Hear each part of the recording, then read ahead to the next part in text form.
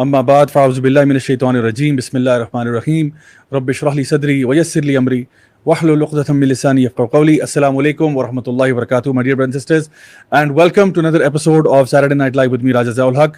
آج میری بڑی خوش قسمتی ہے جی کہ میرے ساتھ ہمارے استاد محترم ہمارے شیخ اور ہمارے پیارے بھائی شیخ ابو بکر موجود ہیں. السلام علیکم رحمۃ اللہ. وعلیکم السلام. کیسے ہیں جی آپ؟ خیریت سے؟ جی بھائی بہت شکریہ جزاک اللہ خیر. الحمدللہ میں بالکل ٹھیک. الحمدللہ جی. آج شیخ صاحب آپ کو یہاں پہ بلانے کا ایک خاص مقصد تھا چونکہ ایک خاص دن بھی ہے. آج ہم لوگ پاکستان کی یوم آزادی بھی ہے اور اس کے ساتھ ساتھ یہ بھی کہ محرم کا مہینہ بھی چل رہا ہے اور اس کے ساتھ ساتھ یہ کہ ہمیں چاہ رہا تھا کہ اس میں ہم لوگ کچھ ایسی باتیں آج ڈسکس کریں اپنی آڈینس کے ساتھ. ہمارے ساتھ بائی دا وے آج ایک لائیو اسٹوڈیو آڈینس بھی موجود ہے کیونکہ ہمارا یہ آج ایک آزادی اسپیشل شو ہے. تو اس میں ہم نے کوشش کی ہے کہ ہم لوگ آپ کے ساتھ ایک ایسی بات آپ کے سامنے رکھیں کہ جہاں پہ جو کربلا کا واقعہ ہے وہ بھی ہم اس کو ضرور ڈسکس کریں اور اس کے ساتھ ساتھ شیخ صاحب ہم چاہ رہے ہیں کہ ہم لوگ یہ بھی دیکھیں کہ پاکستان جب بنا تو اس سے پہلے بھی بہت ساری شہادتیں ہوئیں اور ہمارا دین جو ہے اس معاملے میں ہماری کیا رہنمائی فرماتا ہے. تو اس بارے میں آج انشاءاللہ ہم لوگ بات کریں گے. تو سب سے پہلے تو میں چاہوں گا کہ ہم اس ٹاپک کو ڈسکس کریں کہ ماہ محرم جو ہے اس کی اہمیت کیا ہے ہمارے دین میں, اور سب سے پہلے یعنی ہم مسلمانوں کو کیسے پتہ چلا کہ محرم جو ہے وہ بھی کوئی خاص چیز ہے یا عاشورے کا دن جو ہے 10ویں محرم کا دن جو ہے اس کی کوئی اہمیت ہے. بسم اللہ الرحمن الرحیم. الحمدللہ والصلاۃ والسلام علی رسول اللہ اما بعد. جی بھائی سب سے پہلے تو آپ کا بہت بہت شکریہ. آج آپ نے ایک بڑے اہم دن اور بڑے اہمیت کے حامل موضوعات کو ڈسکس کرنے کے لیے یہاں پہ دعوت دی ہے. اس دعا کے ساتھ کہ اللہ تعالی ہمیں صحیح بات کہنے کی توفیق عطا فرمائے اور پھر اس سے ہمیں نفع حاصل کرنے اور پھر عملی اقدامات کی طرف جانے کی توفیق عطا فرمائے کہ صرف گفتگو کرنا مقصد نہیں ہے بلکہ اس سے جو اللہ رب العزت نے ہمیں سبق دیا ہے اس سبق کے مطابق اپنی عملی زندگی میں کچھ تبدیلی لانے کا جو بنیادی مقصد ہے وہ ضروری ہے. جو سوال آپ نے پوچھا ہے محرم الحرام یہ اسلامی کیلنڈر کا یا ہجری کیلنڈر کا پہلا مہینہ ہے. قرآن مجید میں اللہ تعالیٰ نے ارشاد فرمایا کہ ان عدت الشہور عند اللہ 12 شہرا فی کتاب اللہ.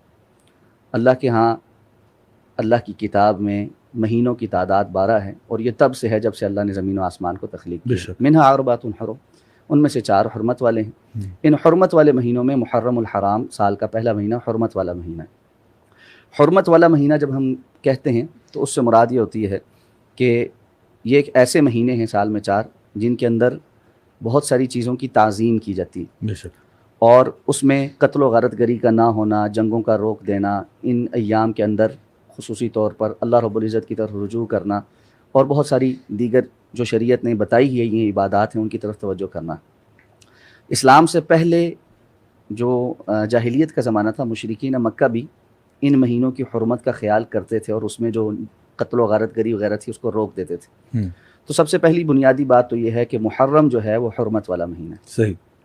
پھر محرم کے اندر خاص طور پر جو 10 محرم کا دن ہے اس کی بڑی سگنیفیکنس. ہم چونکہ اس کو یوم عاشورہ واقعہ کربلا کے حوالے سے زیادہ جانتے ہیں لیکن واقعہ کربلا کے ہونے سے بہت پہلے بلکہ رسول اللہ صلی اللہ علیہ وسلم کی تشریف آوری سے قبل بھی اس دن کی کچھ سگنیفیکنس. ہمیں بعض روایات میں جو اسرائیلی روایات ہیں لیکن چونکہ اسرائیلی روایات کا اصول یہ ہے کہ اللہ کے رسول صلی اللہ علیہ وسلم نے فرمایا تھا کہ حدثوا عن بنی اسرائیل فلا حرج, اور تم بنی اسرائیل سے جو روایات آتی ہیں ان کو بیان کر سکتے ہو, اس میں کوئی حرج نہیں اصول کے مطابق کہ وہ شریعت کے بتائے ہوئے یا کتاب و سنت کی معلومات سے متصادم نہیں. تو یہ متصادم نہیں. ہمیں پتہ چلتا ہے کہ سب سے پہلے جو 10 محرم کی اہمیت ہے حضرت نوح علیہ السلام کے دور میں کہ جب قوم نوح پر عذاب آیا اور اہل ایمان کو اللہ رب العزت نے نجات عطا فرمائی اور وہ ایک کشتی میں سوار ہو کر اس فلڈ سے یا اس سیلاب سے گزر گئے. تو حضرت نوح علیہ السلام کی وہ کشتی جودی پہاڑ کی چوٹی پر جب رکی تو وہ 10 محرم کا دن تھا. یعنی اس عذاب کے ٹلنے کا جو دن تھا وہ 10 محرم کا دن تھا. تو یہ ایک یوم نجات تھا قوم نوح علیہ السلام کے مومنین کے لیے کہ کفار کو اللہ نے ہلاک کیا اور اہل ایمان باقی بچے. تو یہ سگنیفیکنس وہاں سے شروع ہوتی. پھر حضرت موسیٰ علیہ السلام کے جو قوم ہے بنی اسرائیل اس کو فرعون سے غلامی سے نجات ملتی ہے اور غلامی بھی ایسی ہے کہ جسے ہم جانتے ہیں بڑی سخت قسم کی غلامی. اللہ تعالیٰ فرماتے ہیں بنی اسرائیل اس وقت کو یاد کرو جب ہم نے تمہارے اوپر نعمتیں کی کہ تمہیں ہم نے فرعون سے نجات عطا فرمائی. یسومونکم سوء العذاب, کوئی آسان بات نہیں تھی, وہ تمہیں بڑا سخت تکلیف دے عذاب دیتے تھے، تمہیں ایسی غلامی میں رکھا ہوا تھا جو بہت تکلیف دیتی. تو اللہ تعالیٰ نے حضرت موسیٰ علیہ السلام کو فرعون سے اور بنی اسرائیل کو فرعون سے جب نجات عطا فرمائی تو وہ دن بھی 10 محرم کا دن تھا. رسول اللہ صلی اللہ علیہ وسلم مدینہ منورہ تشریف لائے. آپ صلی اللہ علیہ وسلم نے یہود کو دیکھا کہ وہ 10 محرم کا روزہ رکھتے ہیں. آپ نے ان سے پوچھا کہ تم 10 محرم کا روزہ کیوں رکھتے ہو؟ کیونکہ رسول اللہ صلی اللہ علیہ وسلم بھی 10 محرم کا روزہ رکھا کرتے تھے، اور بالخصوص رمضان المبارک کے روزے فرض ہونے سے قبل 10 محرم کے روزے کی فرضیت تھی. صحیح. اور جب رمضان المبارک کے روزے فرض ہو گئے تو آپ صلی اللہ علیہ وسلم نے صحابہ کو فرمایا کہ اب جو رکھنا چاہے وہ رکھے اور جو نہیں رکھنا چاہتا یعنی اس کی نفلی حیثیت ہوگی. صحیح. تو آپ نے پوچھا یہود سے کہ تم کیوں رکھتے ہو؟ انہوں نے کہا جی کہ یہ وہ دن ہے جب اللہ تعالیٰ نے حضرت موسیٰ علیہ السلام کو اور بنی اسرائیل کو فرعون سے نجات عطا فرمائی تھی، ہمیں آزادی ملی تھی، اس لیے ہم اس کی سیلیبریشن کے طور پر اس دن روزہ رکھتے ہیں. آپ نے فرمایا نحن احق بموسیٰ منکم، ہم تم سے زیادہ موسیٰ علیہ السلام کے حقدار ہیں کہ ہم تو ان کی اصل تعلیمات کے اوپر ہیں، تو اس لیے ہم بھی روزہ رکھیں گے. آپ صلی اللہ علیہ وسلم ابتدا میں اہل کتاب کی جو شرعی معاملات ہیں ان سے موافقت یا ان کی سملر عمل کرنے کو پسند کرتے تھے، یہاں تک کہ اللہ رب العزت کا وہ حکم آ گیا اینڈ میں کہ اب کسی بھی غیر مسلم کی جو شرعی معاملات ہیں یا شرعی چیزیں جو وہ دین سمجھ کے کرتے ہیں اس میں ان کی موافقت نہیں کی جائے گی، مشابہت نہیں اختیار کی جائے گی، مخالفت کی جائے گی. تو اللہ کے رسول صلی اللہ علیہ وسلم نے اس حکم کے بعد فرمایا تھا اگر میں اگلے سال زندہ رہا تو لأصومن التاسع، تو میں 9 کا روزہ رکھوں گا. رسول اللہ صلی اللہ علیہ وسلم کی اس دنیا سے رحلت ہوگی، آپ تشریف لے گئے، آپ کی وفات ہوگی، تو اگلا سال نہیں آیا کہ آپ واضح طور پر یہ بیان کرتے کہ 9 کا ہی رکھنا ہے یا 10 کا رکھنا ہے. تو جو آج کل آپ معلوم اختلاف ہے علماء کے درمیان کہ 9 کا روزہ یا 10 کا روزہ، بہرحال وہ ہمارا بھی موضوع نہیں، لیکن یعنی 10 محرم کی ایک بڑی سگنیفیکنٹ ویلیو ہے شریعت میں جو پہلے سے مختلف قسم کے حالات، اور اس میں رسول اللہ صلی اللہ علیہ وسلم نے فرمایا کہ یہ جو ایک دن کا روزہ ہے یہ 1 سال کے گناہوں کا کفارہ ہے. تو یہ بڑا اہم روزہ ہے جو 9 کا ہے یا 11 کا ہے، اور بعض علماء کے نزدیک 9 10 کا یا 10 11 کا ہے، تو وہ اختلاف اپنی جگہ، لیکن یہ روزہ بڑا اہم ہے. تو اس لیے اہم ہے کہ اس دن کی ایک سگنیفیکنس ہے اللہ کے ہاں. سو کہنے کا مقصد یہ ہوا کہ کوئی بھی دن جو ہے وہ اہم نہیں ہوتا جب تک کہ اللہ تعالیٰ نے اس کو اہم نہ بنا دیا ہو، نبی کریم صلی اللہ علیہ وسلم کی تعلیمات میں اس کے بارے میں کوئی ہمارے پاس وضاحت نہ آ گئی ہو. تو یہ جو عاشورہ کا دن ہے اس کے ساتھ جو منسلک ایونٹ ہے وہ موسیٰ علیہ السلام اور بنی اسرائیل کی جو نجات ہے فرعون سے اس کا تذکرہ کیا جا رہا ہے. اور میں سمجھتا ہوں کہ ہمارا جو آج کا ٹاپک ہے اس سے بھی ایک طرح سے ریلیٹڈ ہے، کیونکہ وہ بھی ایک ظلم اور بربریت کی داستان تھی جس سے پھر ان کو نجات ملی. جس طرح ہمیں معلوم ہے کہ فرعون تو ان کے بچوں کو بھی قتل کر دیا کرتا تھا، اور جو کچھ اس نے ظلم کیا ان لوگوں کے اوپر وہ بہت شدید تھے. اور آئی تھنک اس میں ایک مومنین کے لیے خوشخبری بھی ہے، جس سے اللہ تعالیٰ فرماتے ہیں فَإِنَّ مَعَ الْعُسْرِ يُسْرًا إِنَّ مَعَ الْعُسْرِ يُسْرًا، یعنی ہر مشکل کے ساتھ ہی آسانی بھی آ جاتی ہے، اور اینڈ میں اللہ تعالیٰ ضرور مومنین کو کامیابی عطا فرماتا ہے. جیسا کہ نبی کریم صلی اللہ علیہ وسلم کو فتح مکہ بھی نصیب ہوئی، اور ہم دیکھتے ہیں کہ باقی جو انبیاء کی سٹوریز ہم پڑھتے ہیں تو ہم کہتے ہیں کہ انشاءاللہ الرحمن جو لوگ ایمان والے ہوتے ہیں اللہ تعالیٰ ان کو ضرور کامیابیاں دیتا ہے دنیا میں اور آخرت میں، انشاءاللہ وہ تو ہے ہی ہے. تو انشاءاللہ ہمیں کبھی بھی مایوس نہیں ہونا چاہیے. میں سمجھتا ہوں کہ اصل میں ایک بہت بڑا درس جو ہمیں اس سے مل رہا ہے وہ یہ کہ کسی بھی مومن کو مایوس نہیں ہونا چاہیے، ہمیشہ اللہ تعالیٰ پر بھروسہ کرنا چاہیے، اور اس امید سے رہنا چاہیے کہ انشاءاللہ میں اگر اپنا کام کروں گا تو انشاءاللہ الرحمن اللہ تعالیٰ میرے کام میں برکت ڈالے گا اور اس میں مجھے خیر و عافیت سے باہر بھی نکال دے گا. تو ہم اسی چیز کو مطلب سیلیبریٹ بھی کرتے ہیں ایک طریقے سے. اور موسیٰ علیہ السلام کی بات جب نبی کریم صلی اللہ علیہ وسلم تک پہنچی تو جیسا کہ آپ نے فرمایا کہ انہوں نے کہا کہ میں مشابہت نہیں کرنا چاہتا، اس لیے انہوں نے کہا کہ جی 9 10 کا روزہ کر لیں گے، یا بعض علماء جس طرح آج کہتے ہیں کہ جی 10 11 کا کر لیں، تو ان سے ڈفرینٹ ہونے کے لیے. تو شیخ صاحب یہ تو چلیں ہو گیا محرم کی امپورٹنس یا سگنیفیکنس کی، جہاں پہ ہم لوگ اس کے بارے میں بات کرتے ہیں، اور اس کے پیچھے جو ایک فلسفہ ہے اللہ تعالیٰ کا اپنے بندوں کی مدد کے لیے آنے کا. اب ہم آتے ہیں کہ سیدنا حسین، میں آپ کی تھوڑی سی سوری آپ کو انٹرپٹ کر رہا ہوں، ایک بڑا اہم پہلو ہے چونکہ آج ہم آزادی کے حوالے سے پاکستان کی آزادی کو سیلیبریٹ کر رہے ہیں، اور یہ اللہ کی بہت بڑی نعمت ہے. یہ بات ذہن میں رہنی چاہیے. بعض لوگ جو یہ سمجھتے ہیں کہ شاید یہ کوئی بہت چھوٹی سی بات ہے، آزادی بہت بڑی نعمت، بے شک بہت بڑی نعمت، اور اللہ رب العزت نے اسی لیے اپنے انبیاء کو بھیجا ہے کہ وہ در حقیقت بنیادی جو کام کرتے تھے وہ یہ 2 ہی تھے. ایک اللہ کا تعارف کروانا، اور اس تعارف کے نتیجے میں لوگوں کی غلامی سے نکال کر اللہ کی بندگی. سبحان اللہ، بالکل صحیح. تو یہ لوگوں کی بندگی سے اور غلامی سے نکالنے کا کام یہ انبیاء کا کام، یہ ان کی ایک بنیادی ذمہ داری ہوتی تھی، اور یہی کام وہ محنت کر کے کرتے رہے، اور یہی رسول اللہ صلی اللہ علیہ وسلم نے بھی کیا، اور سابقہ انبیاء نے بھی. حضرت موسیٰ کا آپ جو ذکر کر، یہاں ایک چیز سمجھ لیں، جو غلامی ہوتی ہے نا یہ انسان کی عزت نفس کو پامال کر دیتی. بے شک. ملکہ سبا نے نا ہوں قرآن مجید میں اس کا ذکر ہے, کہا تھا جب اپنے وزیروں سے مشورہ کیا کہ حضرت سلیمان نے مجھے یہ خط لکھا ہے تو اس پہ کیا ہونا چاہیے, تو اس نے ساتھ میں کہا کہ اگر ہم نے جنگ کی نا تو ایک چیز ضرور یاد رکھنا, ان الملوک اذا دخلوا قریۃ افسدوها وجعلوا عزۃ اہلها اذلہ. جب بادشاہ کسی جگہ فاتح بن کے داخل ہوتے ہیں نا, وہ اس جگہ کی عزت دار لوگوں کو ذلیل اور رسوا کر دیتے ہیں. تو عزت اور ذلت اور رسوائی سے بچنا یہ بڑی اہم بات ہے. تو اللہ نے ہمیں الحمدللہ عزت عطا فرمائی, آزادی عطا فرمائی. حضرت موسیٰ علیہ السلام کے اس واقعے سے ہمیں ایک سبق ضرور مل رہا ہے. اللہ رب العزت کی طرف سے جب یہ آزادی ملی تو اس کی سیلیبریشن کیا تھی؟ شکر روزہ ادا رکھ کے اللہ کا شکر کرنا, اللہ کا شکر ادا کرنا, اللہ کی عبادت کر کے اور اطاعت اور فرما برداری کر کے اللہ کا شکر ادا کر کے اس کو سیلیبریٹ کرنا. سیلیبریشن ضرور ہونی چاہیے, یقیناً ہونی چاہیے, لیکن اس کے ساتھ اطاعت, فرما برداری اور شکر کی کیفیت. اور شکر صرف زبان سے نہیں, زبان سے اس کا ایک حصہ ہے. الحمدللہ اللہ نے ہمیں آزادی عطا فرمائی, لیکن اس کا جو عملی شکر کہ جی ہم اللہ رب العزت سے کیے گئے جو وعدے تھے جس کی وجہ سے ہم نے یہ ملک لیا تھا, اس عملی تفسیر کی طرف آئیں اور اس طرح شکر ضرور ادا کریں, سیلیبریٹ کریں لیکن ساتھ شکر ادا کریں. بے شک, ورنہ وہ پھر ناشکری ہو جاتی ہے کہ انسان جب اللہ تعالیٰ کی اس طرح سے دی ہوئی نعمتوں کے ساتھ یہ سلوک کرتا ہے. تو شیخ صاحب ایک تو چیز ہم نے جو اس میں سیکھی ہے وہ یہ کہ ہمیں انشاءاللہ محرم کے اندر جو خاص کرنے والے کام ہیں ان میں سے ایک بہت اہم کام یہ ہے کہ کوشش کر کے انسان پورا اہتمام کرے کہ 9ویں 10ویں کا روزہ رکھ لے, یا اگر ممکن نہ ہو تو 10ویں 11ویں کا, اور بالکل ہی ممکن نہ ہو تو چلو 10ویں کا کم از کم رکھ لے, جسٹ ٹو میک شیور کہ جس طرح آپ نے وہ جو ہے نا حدیث کا حوالہ دیا جہاں پہ یہ کہا گیا کہ پچھلے سال کے گناہ جو ہیں انسان کے معاف ہو جاتے ہیں. تو یہ بہت بڑی نعمت ہے ہمارے لیے کہ اللہ تعالیٰ ہمیں اتنا بڑا موقع دے رہا ہے اپنے گناہوں کی بخشش کے لیے. اس میں ایک اور بڑی خوبصورت چیز میرے ذہن میں بھی اس وقت آئی تھی کہ موسیٰ علیہ السلام کو جب اللہ تعالیٰ نے یہ حکم دیا کہ وہ بنی اسرائیل کو لے کر چلے جائیں, تو موسیٰ علیہ السلام سمندر کے کنارے پہ پہنچ جاتے ہیں. پیچھے جو ہے وہ فرعون کا لشکر آ رہا ہے, آگے سمندر ہے, اس کو انگلش میں کہتے ہیں نا between the devil and the deep blue sea, یعنی ایک طرف شیطانی لوگ ہیں اور ایک طرف سمندر ہے, آپ جانا مطلب جائیں تو کہاں جائیں. تو اللہ سبحانہ تعالیٰ نے موسیٰ علیہ السلام کو صرف یہ کہا کہ اپنا عصا جو ہے وہ زمین پر ایک دفعہ ماریے. اچھا, موسیٰ علیہ السلام اس ٹائم پہ اب ایک عصا ہمارے ہاتھ میں کوئی چھڑی ہو, ہم اس کو زمین پہ مارے, اس سے کیا ہو جائے گا؟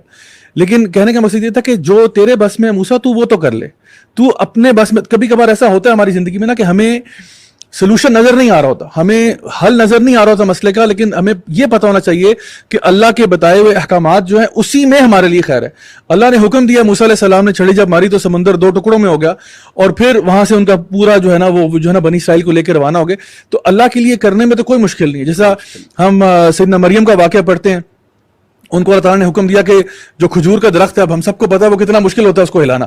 ایک یعنی دبلی پتلی سی خاتون سے کہا جا رہا ہے کہ اس کو دھکا دیا جائے. اب دھکا کتنا وہ دے دیں گے, لیکن ہلکا سا دھکا دیا, یعنی اپنا تو کام کر جو تجھے حکم دیا گیا, باقی اللہ پہ چھوڑ دے.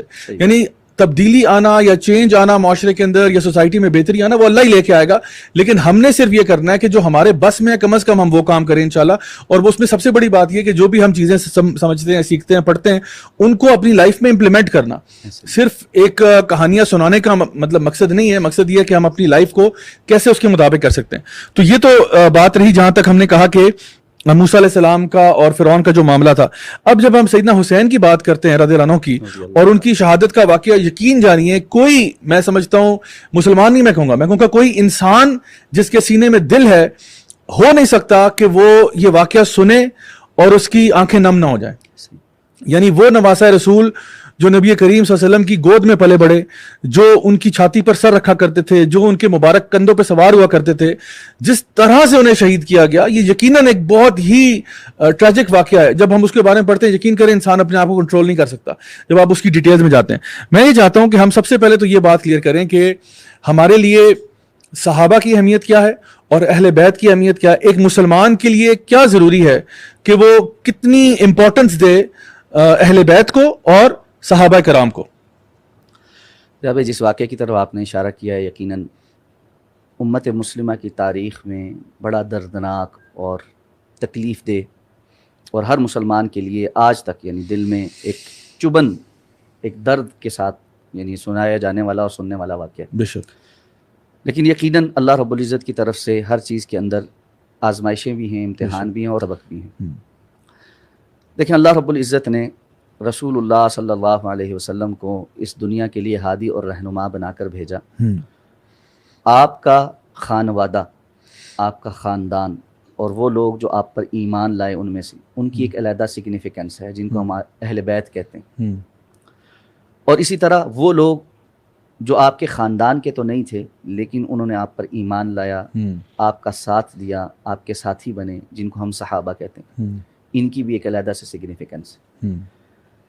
اسلام کی تعلیمات کی اساس اور بنیاد ان لوگوں نے سمجھی، آپ کے اہل بیت نے بھی اور صحابہ کرام نے بھی، اور پھر ہر ایک نے اسے آگے آنے والی نسلوں تک منتقل کیا.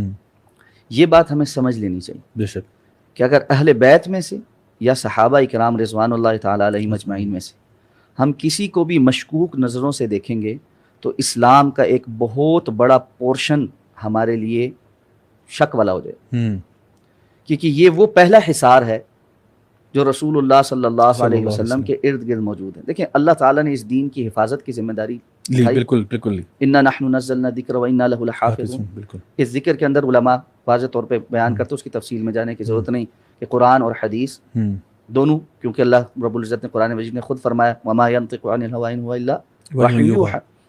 تو اللہ رب العزت کی طرف سے نازل کردہ کتاب اور رسول اللہ صلی اللہ علیہ وسلم کی اس کی انٹرپریٹیشن، تشریح جو حدیث کی صورت میں ہمارے سامنے موجود ہے، یہ کس نے سیکھی تھی؟ قرآن مجید بھی اور احادیث بھی ہم تک کیسے منتقل ہوئی؟ ان کو منتقل کرنے والی سب سے پہلی جو لڑی ہے، جو چین کا سب سے پہلی کڑی ہے، وہ کون ہے؟ وہ اہل بیت اور صحابہ کرام رضوان اللہ تعالیٰ علیہ. اگر ہم اس چین کے، ایک چین ہوتی ہے نا، اس کو آپ نے دیکھا نا، دو سائڈ اس طرح کنیکٹڈ ہوتی ہیں آپس میں، پوری ایک ہی چیز ہوتی ہے لیکن اس کی دو سائڈ ہوتی ہیں، ایسے ایک سرکل ہوتا ہے. اگر اس سرکل کا ایک طرف ٹوٹی ہوئی ہو تو دوسرا سنبھال سکتا ہے؟ نہیں. اگر آپ اہل بیت کو تو تسلیم کرتے ہیں اور صحابہ کرام میں سے کچھ کو یا بہت سب کو آپ مشکوک بنا دیتے ہیں، تب بھی بات خراب ہے. اگر آپ صحابہ کرام کو مضبوط سمجھتے ہیں اور اہل بیت کو مشکوک بنانے کی کوشش کرتے ہیں، تب بھی معاملہ خراب ہے. اسلام کا اصل میں جو اولین لڑی ہے نا، اس کو مشکوک بنانے کی باقاعدہ کوششیں کی گئی ہیں، اور ہم تھوڑی سی دیر میں اس پر انشاءاللہ بات کرتے ہیں کہ کیا ہے وہ کوشش، تاکہ جو دین ہم تک بڑے محفوظ ذرائع سے پہنچا ہے، اس دین کی سب سے پہلے چین کی جو کڑی ہے نا، وہی مشکوک ہو جائے اور باقی سارا دین مشکوک ہو جائے.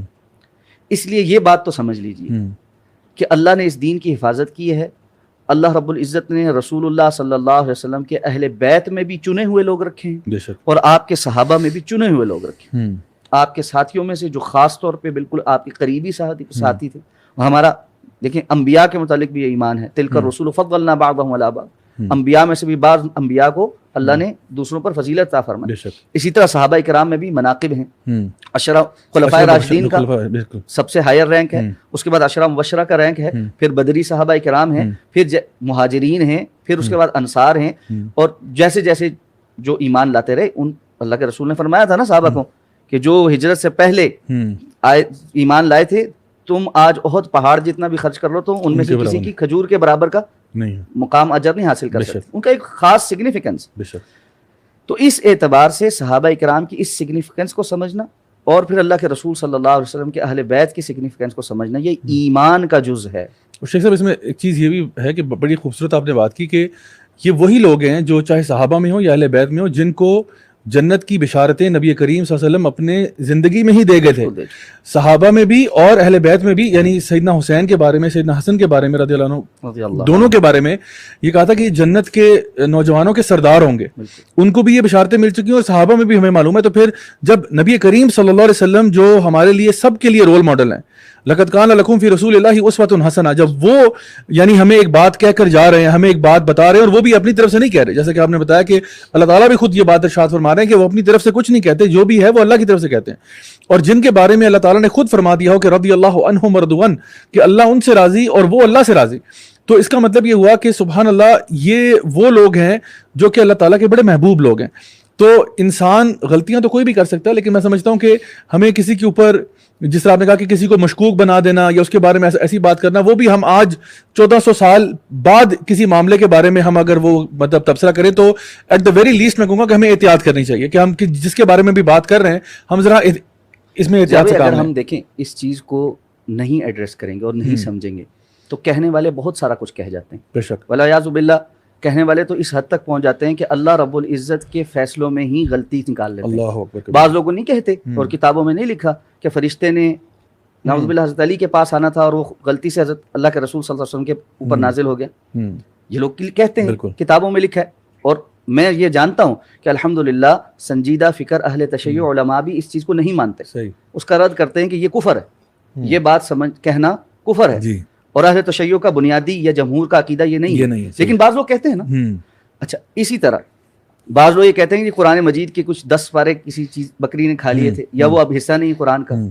تو کیا مطلب آپ نعوذ باللہ اللہ رب العزت کو اور اللہ رب العزت کے نظام کو اتنا کمزور سمجھتے ہیں کہ وہ ایک بکری کے آگے دہہ جاتا ہے, یا فرشتے کی غلطی کے اوپر سب کچھ بدل جاتا ہے. والعیاذ باللہ, ہمارا ہمیشہ سے یہ ایمان ہے, ایسا کبھی نہیں ہو سکتا. بعین ہی یہی معاملہ ہے کہ کیا نعوذ باللہ اللہ رب العزت کے نزدیک کے نظام میں اتنی کمزوری تھی, اور خود رسول اللہ صلی اللہ علیہ وسلم اتنی بصیرت سے نعوذ باللہ والعیاذ باللہ یعنی آ رہی تھے کہ آپ نے اپنے قریبی ترین ساتھیوں کو, جو جس کو آپ ہجرت کا ساتھی بنا رہے ہیں, جن کے ساتھ ہجرت کے سفر میں جا رہے ہیں, جس کے بارے میں قرآن کی آیات نازل ہو رہی ہیں اذ ہما فی الغار, اور جن کے لیے دعا مانگ رہے ہیں کہ اللہ یہ احد العمرین میں سے ایک مجھے دے دے, اور حضرت عمر رضی اللہ تعالیٰ عنہ کے لیے وہ دعا قبول ہو رہی ہے. اور جن کے گھر میں اپنی 2 بیٹیاں بیاہ رہے ہیں, اور جن کو اپنے بستر پر لٹا رہے ہیں حضرت علی رضی اللہ تعالیٰ عنہ ہجرت کے موقع پر کی ذمہ داریاں ادا کر. اتنے قریبی لوگوں کو رسول اللہ صلی اللہ علیہ وسلم جو ذمہ داریاں دے رہے ہیں اور ساری زندگی دے رہے ہیں اور ساتھ چلتے جا رہے ہیں اور آخری دنوں تک کر رہے ہیں, وہ سب رسول اللہ صلی اللہ علیہ وسلم کو نہیں پتہ چل رہا, اور وہ نعوذ باللہ ان کا ایمان مشکوک ہے. یہ در حقیقت اگر بغیر کسی تعصب کے ٹھنڈے دل کے ساتھ غور کی جائے نا, تو یہ بات واضح ہو جاتی ہے کہ ایسا کہنے والا خود رسول اللہ صلی اللہ علیہ وسلم کی ذات پر اور پھر اللہ رب العزت کے نظام پر تنقید کر رہا ہے, اور یہ بہت بڑی جسارت. اور میں سمجھتا ہوں یہی اصل میں عقائد جو ہے نا, یہ ہمیں ملتا ہے کہ یہود بھی جو ہے نا, وہ بھی نبی کریم صلی اللہ علیہ وسلم کے بارے میں یہی بلیف رکھتے تھے کہ اصل میں جو تھا نا وہ آنا ادھر تھا لیکن وہ ادھر چلا گیا. یعنی ان کے بھی یہ عقائد تھے کہ یعنی وہ بھی وہاں پہ کیوں آ کے مدینہ میں سیٹل ہو, کہ یہودی جو 3 آپ کے پاس قبیلے آتے ہیں تو وہ بھی ان میں بھی یہ بات پائی جاتی تھی کہ نہیں آنا ہماری طرف تھا لیکن غلطی سے وہاں چلا گیا. تو کہنے کا مقصد یہ کہ ہمارا اگر دین ہم نے پڑھنا ہو, ہم ہر کسی اسٹوڈنٹ کو بھی یہی کہتے ہیں کہ جب بھی ہم دین پڑھنے کی طرف جاتے ہیں تو ہمیشہ اپنے دل و دماغ کو صاف رکھیں, اس نیت سے علم حاصل کریں کہ میں واقعتاً سچ بات تک پہنچنا چاہتا ہوں. اسلام کو میں خود بھی جب دین کی طرف آ رہا تھا آہستہ آہستہ, تو مجھے بھی یہ تھا کہ مجھے نہیں معلوم تھا کہ کہاں حق ہے اور کہاں باطل ہے اور کیا ہے, لیکن بس یہ تھا کہ درجہ بدرجہ میں دین کو پڑھنا شروع کروں, سمجھنا شروع کروں, اور جو بات بھی ہمیں لگتا ہے نا کہ یہ بات سینسیبل بات ہے اور معقول بات ہے, اسی کی طرف انسان جائے, اور جو دلائل پر مبنی ہو. یعنی ایک کسی کی رائے نہ ہو بلکہ وہ اس کے پیچھے قرآن و حدیث میں کوئی نص پائی جاتی ہے, اور پھر آپ کہتے ہیں ہاں یہ موقف اب سمجھ میں آ رہا ہے. تو میں سمجھتا ہوں کوئی شخص بھی جو قرآن کا مطالعہ کرتا ہے اور حدیث مبارکہ کا, وہ پھر انشاءاللہ الرحمن اللہ تعالیٰ سے دعا بھی کرے اور وہ صحیح راستے تک پہنچ جائے گا. تو یہ تو بڑی اچھی آپ نے بات کر دی کہ ہمارا دونوں یعنی چاہے وہ صحابہ ہوں یا وہ اہل بیت ہوں, ان کے بارے میں ہمارا ایک محبت والا جذبہ ہی ہونا چاہیے, بلکہ ہمارے ایمان کا حصہ ہے. ہم ان کے بارے میں کیسے کوئی برا گمان کر سکتے ہیں, ہمیں کبھی بھی نہیں کرنا چاہیے, چاہے صحابہ ہوں یا اہل بیت ہوں. اچھا, اب ہم آتے ہیں جی جو یہ واقعہ کربلا کا ہم لوگوں نے تذکرہ کیا, یہ واقعہ تو کافی بعد میں ہوا, لیکن اس سے پہلے یعنی جب ہم لوگ یہ دیکھتے ہیں کہ مسلمانوں کے اندر کچھ ایسے لوگ تھے جنہوں نے کوئی پھوٹ ڈالنے والا معاملہ کیا, اور یہ آج بھی ہمارے لیے بہت بڑا سبق ہے کہ ہم اپنے اندر کے دشمنوں کو پہچانیں جو مسلمانوں کو آپس میں لڑانا چاہ رہے ہیں. اور اس ٹائم پہ کیا ہوا, کیونکہ یہود جو تھے وہ یعنی اگر آپ دیکھیں سیدنا ابو بکر کی جو ہے نا خلافت میں دیکھیں, اس کے بعد سیدنا عمر کی اس میں خلافت میں دیکھیں, تو یہ بات تو ان کو سمجھ میں آ گئی تھی کہ مسلمانوں کو لڑائی سے ہم نہیں مار سکتے, لڑائی جنگ تو ان کے ساتھ کر ہی نہیں سکتے, یہ تو اللہ کی مدد ان کے ساتھ ہے, اور یہ لوگ ہمیں جو ہے نا بیٹل فیلڈ میں تو کچھ نہیں ہم ان کا بگاڑ سکتے. لیکن ہم ان کی جڑوں کے اندر اگر گھس جائیں اور کسی طریقے سے ان کے اندر کوئی فساد اور ایسا معاملہ کریٹ کریں, تب جا کے کوئی معاملہ ہوگا. تو میں چاہوں گا کہ آپ سیدنا عمر کے دور سے آگے آگے چل کے بتائیے گا کہ وہ کون سے ایسے میجر واقعات ہیں. ظاہری بات ہے ہمارے پاس اتنا ٹائم نہیں ہے کہ ہم پورا اس کا ایک پورا تفصیلی اور تحقیقی جائزہ لیں, لیکن کچھ ایسے معاملات جو کہ ایک کیریکٹر عبداللہ بن سبا نام کا بھی آیا, اس سے ریلیٹڈ, اور اس سے پہلے یہ کون سے معاملات تھے جو کہ کربلا تک ہمیں جنہوں نے جا پہنچایا. جب یہ بڑا اہم ایک موضوع ہے اور اس کو میں کوشش کروں گا کہ اختصار کے ساتھ لیکن چند ضروری باتوں کو ٹچ کرتے ہوئے آپ کے سامنے گوش گزار کر سکوں. سب سے پہلی بات ایک چیز سمجھیے, ہر امت کی ایک کسی چیز میں آزمائش ہوتی ہے, اور رسول اللہ صلی اللہ علیہ وسلم ہمیں واضح طور پر وہ بتا کر گئے ہیں کہ ہماری آزمائشیں کن چیزوں میں. ان میں سے ایک بڑی اہم بات اللہ کے رسول صلی اللہ علیہ وسلم کی وہ حدیث مبارکہ جس میں آپ نے فرمایا میں نے اللہ تعالیٰ سے 3 چیزوں کا سوال کیا، اللہ رب العزت نے مجھے 2 چیزیں عطا فرما دی اور تیسری مجھے نہیں عطا کی۔ پہلی چیز یہ تھی کہ اللہ رب العزت میری امت کو یک جنبش ایک عذاب سے ہلاک نہیں کرے، صحیح، یعنی امت کتنی بھی کمزور کیوں نہ ہو جیسے پچھلی قومیں ہلاک ہوتے ہیں، ہاں بڑا عذاب آتا تھا سارے مر جاتے تھے نئے لوگ آتے بے تھے، شک، جی جیسے ایسا نہیں ہوگا۔ اللہ رب العزت سے یہ دعا قبول فرما لی۔ رسول اللہ صلی اللہ علیہ وسلم نے دعا مانگی کہ اللہ میری امت کو زلزلوں سے ان چیزوں سے ہلاک نہیں کیا جائے گا، تفصیل ہے یہ آگے اللہ کے رسول کی اسی حدیث کی آپ نے سنا۔ پھر آپ صلی اللہ علیہ وسلم نے اللہ رب العزت سے دعا مانگی کہ اللہ میری امت کے اندر اختلاف نہ ہو، آپ نے فرمایا اللہ تعالیٰ نے میری یہ دعا قبول نہیں فرمائی۔ اسی طرح اللہ کے رسول نے فرمایا ان الشیطان ایس ان یعبدہ المصلون ولکن التفریش بینہم، شیطان اس بات سے تو مایوس ہو چکا ہے کہ نمازی نماز پڑھنے والے اس کی عبادت کریں گے، یعنی مسلمان ڈائریکٹ شیطان کی عبادت کرنا شروع ہو جائے، ولکن التفریش بینہم، لیکن شیطان اپنا ایجنڈا کیسے پورا کرائے گا؟ آپس میں ان کی پھوٹ ڈلوا کے۔ یہ اس امت کا سب سے بڑا امتحان ہے، بے شک ہے، سبحان اللہ، ٹھیک ہے، اور اس کو امتحان کے طور پر سمجھنا ہمارے لیے بڑا اہم ہے، تب ہم جا کر بات کو سمجھ پائیں۔ بالکل ٹھیک۔ یہ امتحان آیا، رسول اللہ صلی اللہ علیہ وسلم نے اپنی زندگی میں ایک دن تشریف فرما تھے، مختلف صحابہ کرام آتے گئے، طویل حدیث ہے یہاں پوری نہیں بیان ہو سکتی۔ آپ نے فرمایا فلاں بھی اندر، حضرت ابوبکر آ رہے تھے، آپ نے کہا اجازت دو اور جنت کی بشارت دو، حضرت عمر تشریف لائے، وہاں پر آپ نے فرمایا ان کو بھی اندر آنے کی اجازت دو اور ساتھ میں یہ بتاؤ کہ وہ جو ہے نا ایک دروازہ ہے جو ان کے اور فتنوں کے درمیان حائل ہے۔ حضرت حذیفہ رضی اللہ تعالیٰ عنہ اس حدیث کے راوی ہیں، فرماتے ہیں کہ جب میں نے یہ حدیث حضرت عمر رضی اللہ تعالیٰ عنہ کو سنائی تو انہوں نے میرے سے ایک سوال کیا، وہ کہا کہ حذیفہ یہ بتاؤ کہ وہ دروازہ کھولا جائے گا یا توڑا جائے گا؟ حضرت حذیفہ رضی اللہ تعالیٰ نے کہا کہ میں نے اللہ کے رسول سے سنا تھا کہ وہ دروازہ ٹوٹے گا۔ میں نے حضرت عمر رضی اللہ تعالیٰ کو بیان فرمایا کہ حضرت عمر وہ دروازہ توڑا جائے گا۔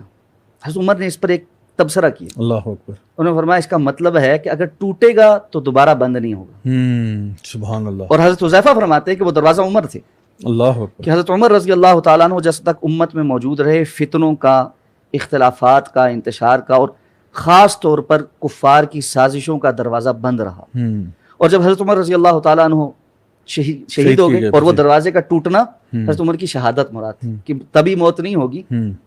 ایک مجوسی نے حضرت عمر رضی اللہ تعالیٰ کو مدینہ طیبہ میں شہید کیا، حضرت عمر دعا مانگا کرتے تھے یا اللہ مجھے مدینہ میں شہادت دے، ساتھ کہتے میں یہ بھی کہتا تھا کہ پتہ نہیں مدینہ میں شہادت کیسے ہوگی۔ اور جب ان پر حملہ ہوا اور بے ہوش ہو گئے اور ہوش میں آئے تو پوچھا کہ کس نے حملہ کیا، تو جب بتایا کہ مجوسی نے کیا تو اللہ کا شکر ادا کیا کہ میری وہ دعا قبول ہونے جائے۔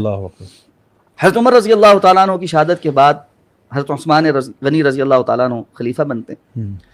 اس وقت ایک کیریکٹر آتا ہے جو عبداللہ ابن سبا ہے، جس کی طرف آپ نے اشارہ کی۔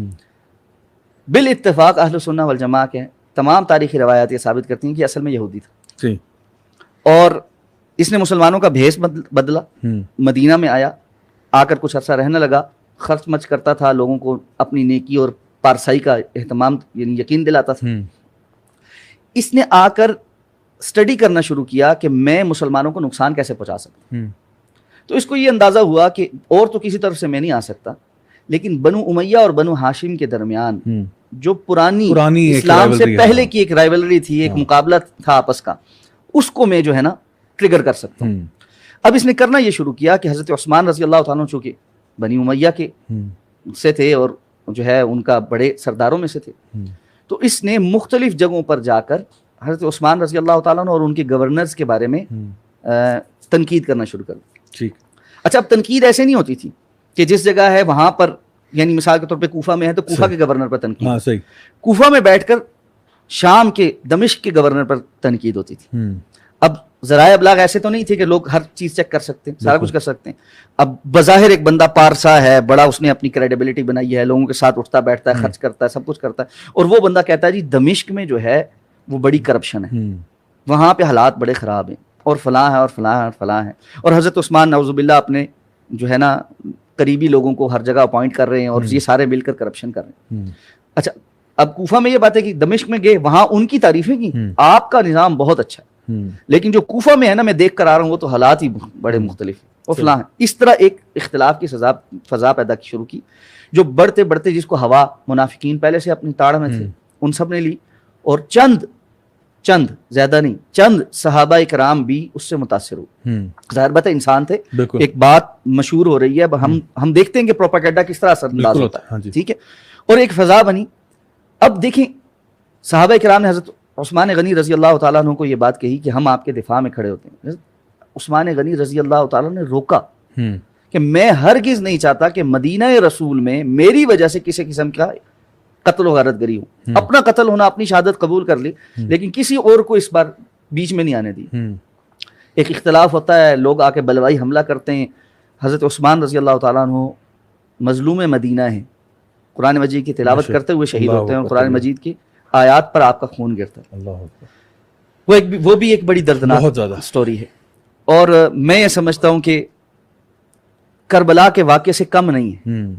حضرت عثمان غنی رضی اللہ تعالیٰ عنہ کی شہادت کربلا کے واقعے سے کسی طور کم نہیں. جس طرح کربلا والوں کا پانی بند کیا گیا، حضرت عثمان رضی اللہ عنہ کا مدینہ میں بند کر دیا گیا. وہ جو کربلا میں بند کیا گیا، پورے جو پانی کے کنویں خرید کے دیے. حضرت عثمان نے کہا، بالکل عثمان چھت پہ کھڑے ہوئے، جو آخری خطاب انہوں نے کیا، انہوں نے کہا تم آج مجھے اس کنویں کے پانی سے منع کرتے ہو جسے اللہ کے رسول صلی اللہ علیہ وسلم نے مجھے خرید کرنے کا حکم دیا تھا اور میں نے خرید کر وقف کیا تھا، اور جس پر اللہ کے رسول صلی اللہ علیہ وسلم نے کہا تھا کہ عثمان آج کے بعد اگر تم کوئی اور عمل بھی نہ کرو تو اللہ نے تمہارے لیے پھر بھی جنت لکھی. یعنی اس قدر مظلومانہ شہادت. لیکن ظاہر بات ہے وہ بھی ایک شہادت ہے اور اس کا ایک کچھ سبق ہے ہمارے زندگی میں. تو یہ حالات پیدا ہوئے. اس کے بعد حضرت علی رضی اللہ تعالیٰ عنہ کی خلافت آتی. یہ جو لوگ تھے جو فتنہ کر رہے تھے، انہوں نے مختلف جگہوں پر سر چھپا لیا. حضرت عثمان غنی رضی اللہ تعالیٰ عنہ کے قصاص یعنی بدلہ لینے کے متعلق آپس میں حضرت امیر معاویہ رضی اللہ تعالیٰ عنہ اور حضرت علی رضی اللہ تعالیٰ عنہ کا اختلاف ہوا، جس میں ہمیں معلوم ہے کہ معروف اختلاف ہے اور چلتا رہا یہ اختلاف. لیکن حضرت علی رضی اللہ تعالیٰ عنہ کا ہمارا ایمان یہ ہے کہ اس وقت جو سوچ تھی اور اقدامات تھے وہ مبنی برحق تھے. جہاں پر ایک بات ضرور سمجھ لینی چاہیے، حضرت امیر معاویہ رضی اللہ تعالیٰ عنہ کے وہ اقدامات بھی بالکل ایک خالص نیت کے ساتھ، یہ ہمیں ضرور ذہن میں رکھنا چاہیے. بعض لوگ یہ بات جو ایسے خاص اینگل سے پروپیگیٹ کرنے کی کوشش کرتے ہیں کہ حضرت امیر معاویہ رضی اللہ تعالیٰ عنہ کے وہ سارے اقدامات شاید حکومت کے حصول کے لیے یا اپنی گورنری کے لیے یا خلافت کے لیے تھے. یہ ان کی نیت پر شک کرنا ہے. اور صحابہ کرام کی نیتوں پر آج یہاں 1450 سال کے بعد یا 1400 سال کے بعد بیٹھ کر شک کرنا، ہم اپنے بڑوں کی نیتوں پر شک کرنے کی کسی کو اجازت نہیں دیتے. بالکل. اب میں بڑی کھلی بات کرتا ہوں، کسی بھی جماعت کا، خواہ وہ کوئی سیاسی جماعت ہو یا مذہبی جماعت ہو، اس کے لیڈر کی نیت پر آپ شک کر کے دکھائیں، ذرا 4 لفظ بول کے دکھائیں. آپ کو پتا ہے کہ کیسے کیسے کامنٹس آتے ہیں اور کیا کیا لڑائی جھگڑے ہوتے ہیں، اور آمنے سامنے ہو تو گردنیں اتارنے سے بھی ہم پیچھے نہیں جاتے. لیکن اتنی جسارت ہے اور اتنی زبانیں کھل گئی ہیں کہ یہاں 1400 سال کے بعد بیٹھ کے بڑے آرام سے چند روایات کو یا تاریخی واقعات کو بیان کر کے باقاعدہ ایک ایسا رنگ دیا جاتا ہے کہ صحابہ کرام کی نیتوں پہ شک کیا جائے. حالانکہ ہمارے پاس وہ مثال بھی ہے شیخ صاحب کہ نبی کریم صلی اللہ علیہ وسلم کے سامنے جو واقعہ پیش کیا جاتا ہے کہ ایک جنگ کے اندر ایک شخص قتل ہوتا ہے جس نے کلمہ پڑھ لیا تھا. تو آپ نے کہا کیا تم نے اس کا، اور آپ نے 3-4 دفعہ فرمایا کہ کیا تم نے اس کا دل چیر کر دیکھا تھا؟ یعنی اس نے کلمہ پڑھ دیا، ٹھیک ہے اس کی نیت جو بھی ہوگی، لیکن تمہارا یہ کام نہیں بنتا کہ تم اس کی نیت پہ شک کرو.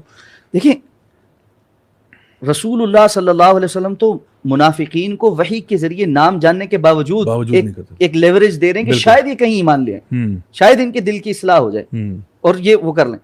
تو کجا یہ کہ آپ آج بیٹھ کر دور ان کے اوپر ایسے حکم لگائیں کہ جی فلاں صحابی جو ہے وہ تو یہ کرتا تھا، فلاں صحابی یہ کرتا تھا، اور ہیں بھی تاریخی روایات بالکل جن کی سند کو چیک کرنے کا آپ کے پاس کوئی مضبوط ذریعہ نہیں ہے، اور نہ آپ 100% یقین کے ساتھ کہہ سکتے ہیں کہ ایسا ہوا، نہ 100% یقین کے ساتھ انکار کر سکتے ہیں. جو بھی واقعات تھے ان کی اس وقت موجود حالات کے تناظر میں فیصلے تھے، جو باتیں ان تک پہنچ رہی تھیں اس کے مطابق اقدامات تھے. آج ہم ان کا انالیسس کرتے ہوئے زیادہ سے زیادہ یہ بات کہتے ہیں کہ حضرت علی رضی اللہ تعالیٰ عنہ حق پر تھے اور باقی صحابہ کرام سے اجتہادی غلطی ہوئی. ٹھیک ہے، خطا ہو گئی. اور یہ ہم ایک چیز بات واضح کر دیں، صحابہ کرام رضوان اللہ تعالی علیہم اجمعین کے تمام تر احترام، اہل بیت اطہار کے تمام تر احترام اور عزت اور شان کے باوجود ہمارا ایمان اور عقیدہ یہ ہے کہ انبیاء کے علاوہ کوئی معصوم نہیں. بے شک. معصوم کا کیا مطلب ہوتا ہے؟ معصوم کا معنی یہ ہوتا ہے انبیاء کی جماعت کیونکہ اللہ رب العزت نے نمونہ بنائی تھی اور ان پر دین آتا تھا، وحی آتی تھی اور انہوں نے آگے وہ دین بتانا تھا. اگر وہ بھی غلطیاں کرتے تو اس کا مطلب یہ ہوتا ہے شریعت بھی مشکوک ہو جاتی، تو وہ غلطی نہیں کرتے تھے. اور کیوں نہیں کرتے تھے؟ کہ اللہ رب العزت کی طرف سے وحی آ جاتی تھی ان پر کہ یہاں یہ بات نہیں، یہ بات ہے، یہ بات نہیں، یہ بات ہے، ایسے نہیں کہنا، ایسے نہیں کہنا. قرآن مجید صراحت نہیں کرتا لما تحرم ما احل اللہ لک تبتغی مرضات ازواجک، تو اللہ رب العزت بتا دیتے تھے کہ یہاں ایسے نہیں کرنا، ایسے کرنا. اس لیے انبیاء معصوم تھے. انبیاء کے علاوہ اہل بیت اطہار، صحابہ کرام رضوان اللہ تعالی علیہم اجمعین، بعد میں آنے والے علماء، محدثین، ائمہ، مجتہدین، ان میں سے کوئی بھی معصوم نہیں ہے. ان پر وحی نہیں آتی، وحی آنا بند ہو گئی. انسان ہونے کے ناطے اپنی بساط میں کتاب و سنت کو واضح رکھ کر وہ جو بہتر سے بہتر سمجھ سکتے تھے اس کے مطابق فیصلہ کرتے تھے. اور رسول اللہ صلی اللہ علیہ وسلم کی وہ حدیث بھی سامنے رکھی کہ اللہ کے رسول نے فرمایا مجتہد کے لیے یا 2 اجر ہیں یا 1 اجر. بے شک 2 اجر اس کے لیے ہیں جس نے کوشش کی سمجھنے کی اور صحیح نتیجے پر پہنچا، اور 1 اجر اس کے لیے جس نے کوشش کی صحیح بات سمجھنے کی اور صحیح نتیجے پر نہیں پہنچا. تو ہمارا ایمان یہ حضرت علی رضی اللہ تعالیٰ کے لیے 2 اجر ہیں کہ ان کی کوشش بھی صحیح تھی اور نتیجہ بھی صحیح تھا. حضرت امیر معاویہ رضی اللہ تعالیٰ اور دیگر صحابہ کے لیے ان کی کوشش کی کا اجر ہے، ظاہر بات ہے نتیجہ صحیح نہیں. اور شیخ صاحب یہاں پہ ان کا جو بنیادی طور پہ جو اختلاف تھا وہ اس بات پر تھا کہ سیدنا عثمان جو ہے رضی اللہ عنہ ان کے جو قاتل ہیں یعنی جو ہے نا امیر معاویہ کا یہ موقف تھا کہ ان کو پہلے پکڑا جائے، اس کے بعد فیصلہ کیا جائے کہ جی کیا ہوگا، مطلب معاملات ہوں گے. اور سیدنا علی کا موقف یہ تھا کہ نہیں، وہ کیونکہ پوری جماعت ہے اور وہ سارے کھڑے ہو گئے تھے کہ جی ہم ہیں قاتلین، بہت زیادہ ایک طرح سے ان کے اندر ایک وہ بغاوت والا ایک چیز آ گئی تھی، تو وہ چاہتے تھے کہ جنہوں نے ایکچولی قتل کیا ان کو پکڑا جائے. کیا ایسی بات ہے اس میں کوئی وضاحت؟ یعنی یہ بات سمجھ آنے میں لاجیکلی آپ تھوڑا سا اس کو ایک ایسپیکٹ سے دیکھیں گے آپ کو سمجھ آ جائے. حضرت امیر معاویہ رضی اللہ تعالیٰ دمشق میں ہیں، شام میں، بالکل صحیح، اور یہ فتنہ ہو رہا ہے مدینہ میں.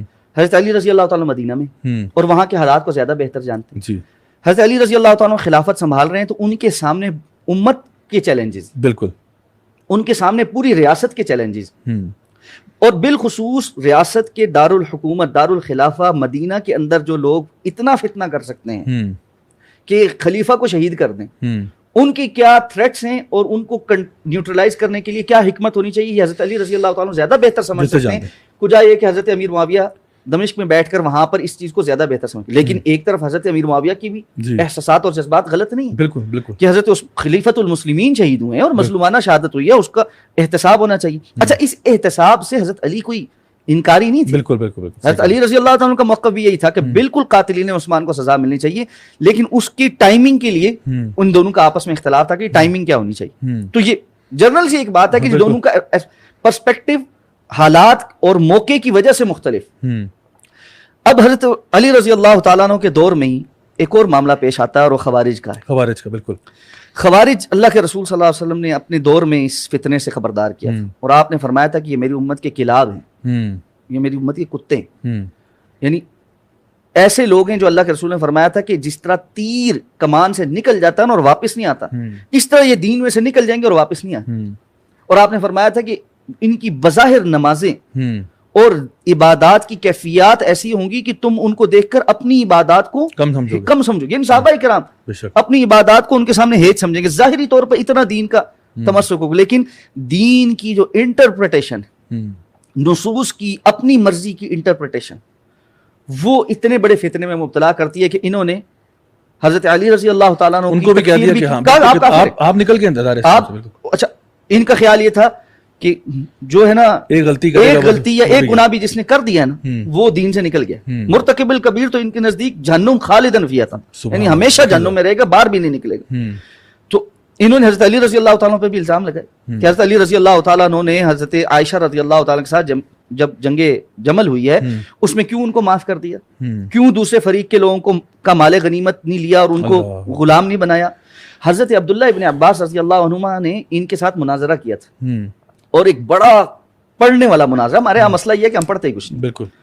حضرت عبداللہ ابن عباس رضی اللہ عنہما نے ان کے سارے سوالوں کے جواب ان کو دیے اور اس کا نتیجہ یہ ہوا کہ ان میں سے 30,000 مسلمان ہو کر واپس آ گئے. اللہ اکبر. اور باقی ڈٹے رہے. اچھا، پھر یہ فتنہ بڑا. اس دور میں جب خوارج موجود تھے ایک اور فتنہ بعض لوگوں کا اٹھایا، اور یہ وہ پہلی دفعہ لفظ تھا جو استعمال ہوا کہ ہم شیعان علی، ہم علی رضی اللہ تعالیٰ کے گروہ کے لوگ ہیں. اچھا حضرت علی رضی اللہ تعالیٰ عنہ فرمایا کرتے تھے خود کہ مجھے رسول اللہ صلی اللہ علیہ وسلم نے خود کہا تھا کہ علی تمہاری ذات ایسی ہے جس کی وجہ سے ایک گروہ نجات پائے گا اور ایک گروہ جہنم میں جائے. اور ان شیعان میں سے بہت سارے ایسے تھے جو بعد میں حضرت علی رضی اللہ تعالیٰ عنہ کے الہ ہونے اللہ ہونے کی قائل ہو گئے تھے اور انہوں نے کہا حضرت علی اللہ ہیں. حضرت علی رضی اللہ تعالیٰ نے فرمایا جو یہ کہے گا کہ میں اللہ ہوں میں اسے آگ میں ڈالوں گا جلا دوں گا اور بعض لوگوں کو جلائے گا. اچھا اس سزا کو پانے کے بعد پتہ کیا کہنے لگے؟ اللہ کے رسول صلی اللہ علیہ وسلم نے فرمایا لا یعذب بالنار الا رب النار. آگ کا عذاب آگ کا رب ہی دے سکتا ہے. تو حضرت علی نے دیکھا آگ کا عذاب دیا اس کا مطلب ہے یہ رب ہے, ہم صحیح کہتے ہیں. یعنی غلوف جب بڑھتا ہے نا تو یہاں تک چلا جاتا ہے. اب یہ خوارج کی ایک جماعت اٹھی, انہوں نے بھی مسلمانوں کو ایک بہت بڑا نقصان پہنچایا, یہاں تک کہ حضرت علی رضی اللہ تعالیٰ کی بھی شہادت ہو جاتی ہے. پھر آگے معاملات چلتے ہیں. اب چونکہ حضرت علی رضی اللہ تعالیٰ کی شہادت ہوتی ہے تو حضرت امیر معاویہ رضی اللہ تعالیٰ عنہ کا جو اصحاب ہیں اور جو ساتھی ہیں وہ ایک دوبارہ اس مسئلے پہ آتا ہے کہ اب خلافت کہاں جائے گی, کیا ہوگا. حضرت حسن رضی اللہ تعالیٰ عنہ کے پاس خلافت آتی ہے, ایک نزاع بنتا ہے اور رسول اللہ صلی اللہ علیہ وسلم کی پھر اس حدیث کی طرف جائیں جہاں اللہ کے رسول نے فرمایا تھا میرے اس بیٹے سے اللہ رب العزت مسلمانوں کے دو گروہوں کے درمیان صلح کروائے. اچھا آپ صلی اللہ علیہ وسلم فرما رہے ہیں مسلمانوں کے دو گروہوں کے درمیان, یعنی باوجود اجتہادی غلطی ہونے کے وہ ہیں مسلمان ہیں, ٹھیک ہے. تو وہ دو گروہ کون ہیں؟ ایک حضرت علی رضی اللہ تعالیٰ کے ساتھی ہیں جو حضرت حسن کے ساتھ کھڑے, اور ایک حضرت امیر معاویہ رضی اللہ تعالیٰ کے ساتھی ہیں جو ان کے ساتھ کھڑے. حضرت حسن رضی اللہ تعالیٰ عنہ حضرت امیر معاویہ رضی اللہ تعالیٰ عنہ کی خلافت کو تسلیم کرتے ہوئے اس سارے معاملے کو, اس اختلاف کو ختم کرنے کے لیے ایک صلح کرتے تھے امیر معاویہ کے ساتھ, اور نتیجتاً حضرت امیر معاویہ رضی اللہ تعالیٰ مسلمانوں کے خلیفہ بنتے, اور حضرت حسن رضی اللہ تعالیٰ عنہ جو ہے وہ ایک عام مسلمان کی زندگی گزارتے ہیں. اچھا میں اب یہاں پر ایک سوال ہے, حضرت حسین رضی اللہ تعالیٰ عنہ کی شہادت کا سب کو پتہ ہے, حضرت حسن رضی اللہ تعالیٰ عنہ کی شہادت کی تاریخ کسی کو پتہ ہے؟ بڑا امپورٹنٹ پوائنٹ ہے.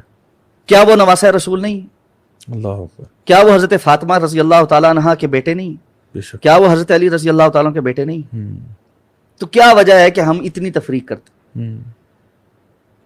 مستند کتابیں اہل تشیع کی, اور اب تو ان کے بڑے معروف سپیکرز بھی اس بات کو بیان کر رہے ہیں اور واضح کلپس موجود ہیں. میں اگر شاید ہماری یہ لائیو سٹریم ہمیں اجازت نہ دے نام لینے کی, ورنہ میں نام بھی لے دیتا. صحیح, ٹھیک ہے, کہ مستند کتابیں اور ان کے اپنے سپیکرز یہ بات کہتے ہیں. ایک سپیکرز ان کے بڑے معروف ہیں, آج کل بہت معروف سپیکر ہیں اور اس وقت پاکستان میں ان کے نامی گرامی علماء میں سے, وہ کہتے ہیں کہ میں کئی سال اس روایت کو نہیں بیان کرتا رہا, لیکن اب میں آپ کے سامنے صراحتاً اس بات کو بیان کرتا ہوں کہ حضرت حسن رضی اللہ تعالیٰ عنہ کو شہید کرنے والے وہ گروہ ہے جو اپنے آپ کو شیعان علی کہتا تھا.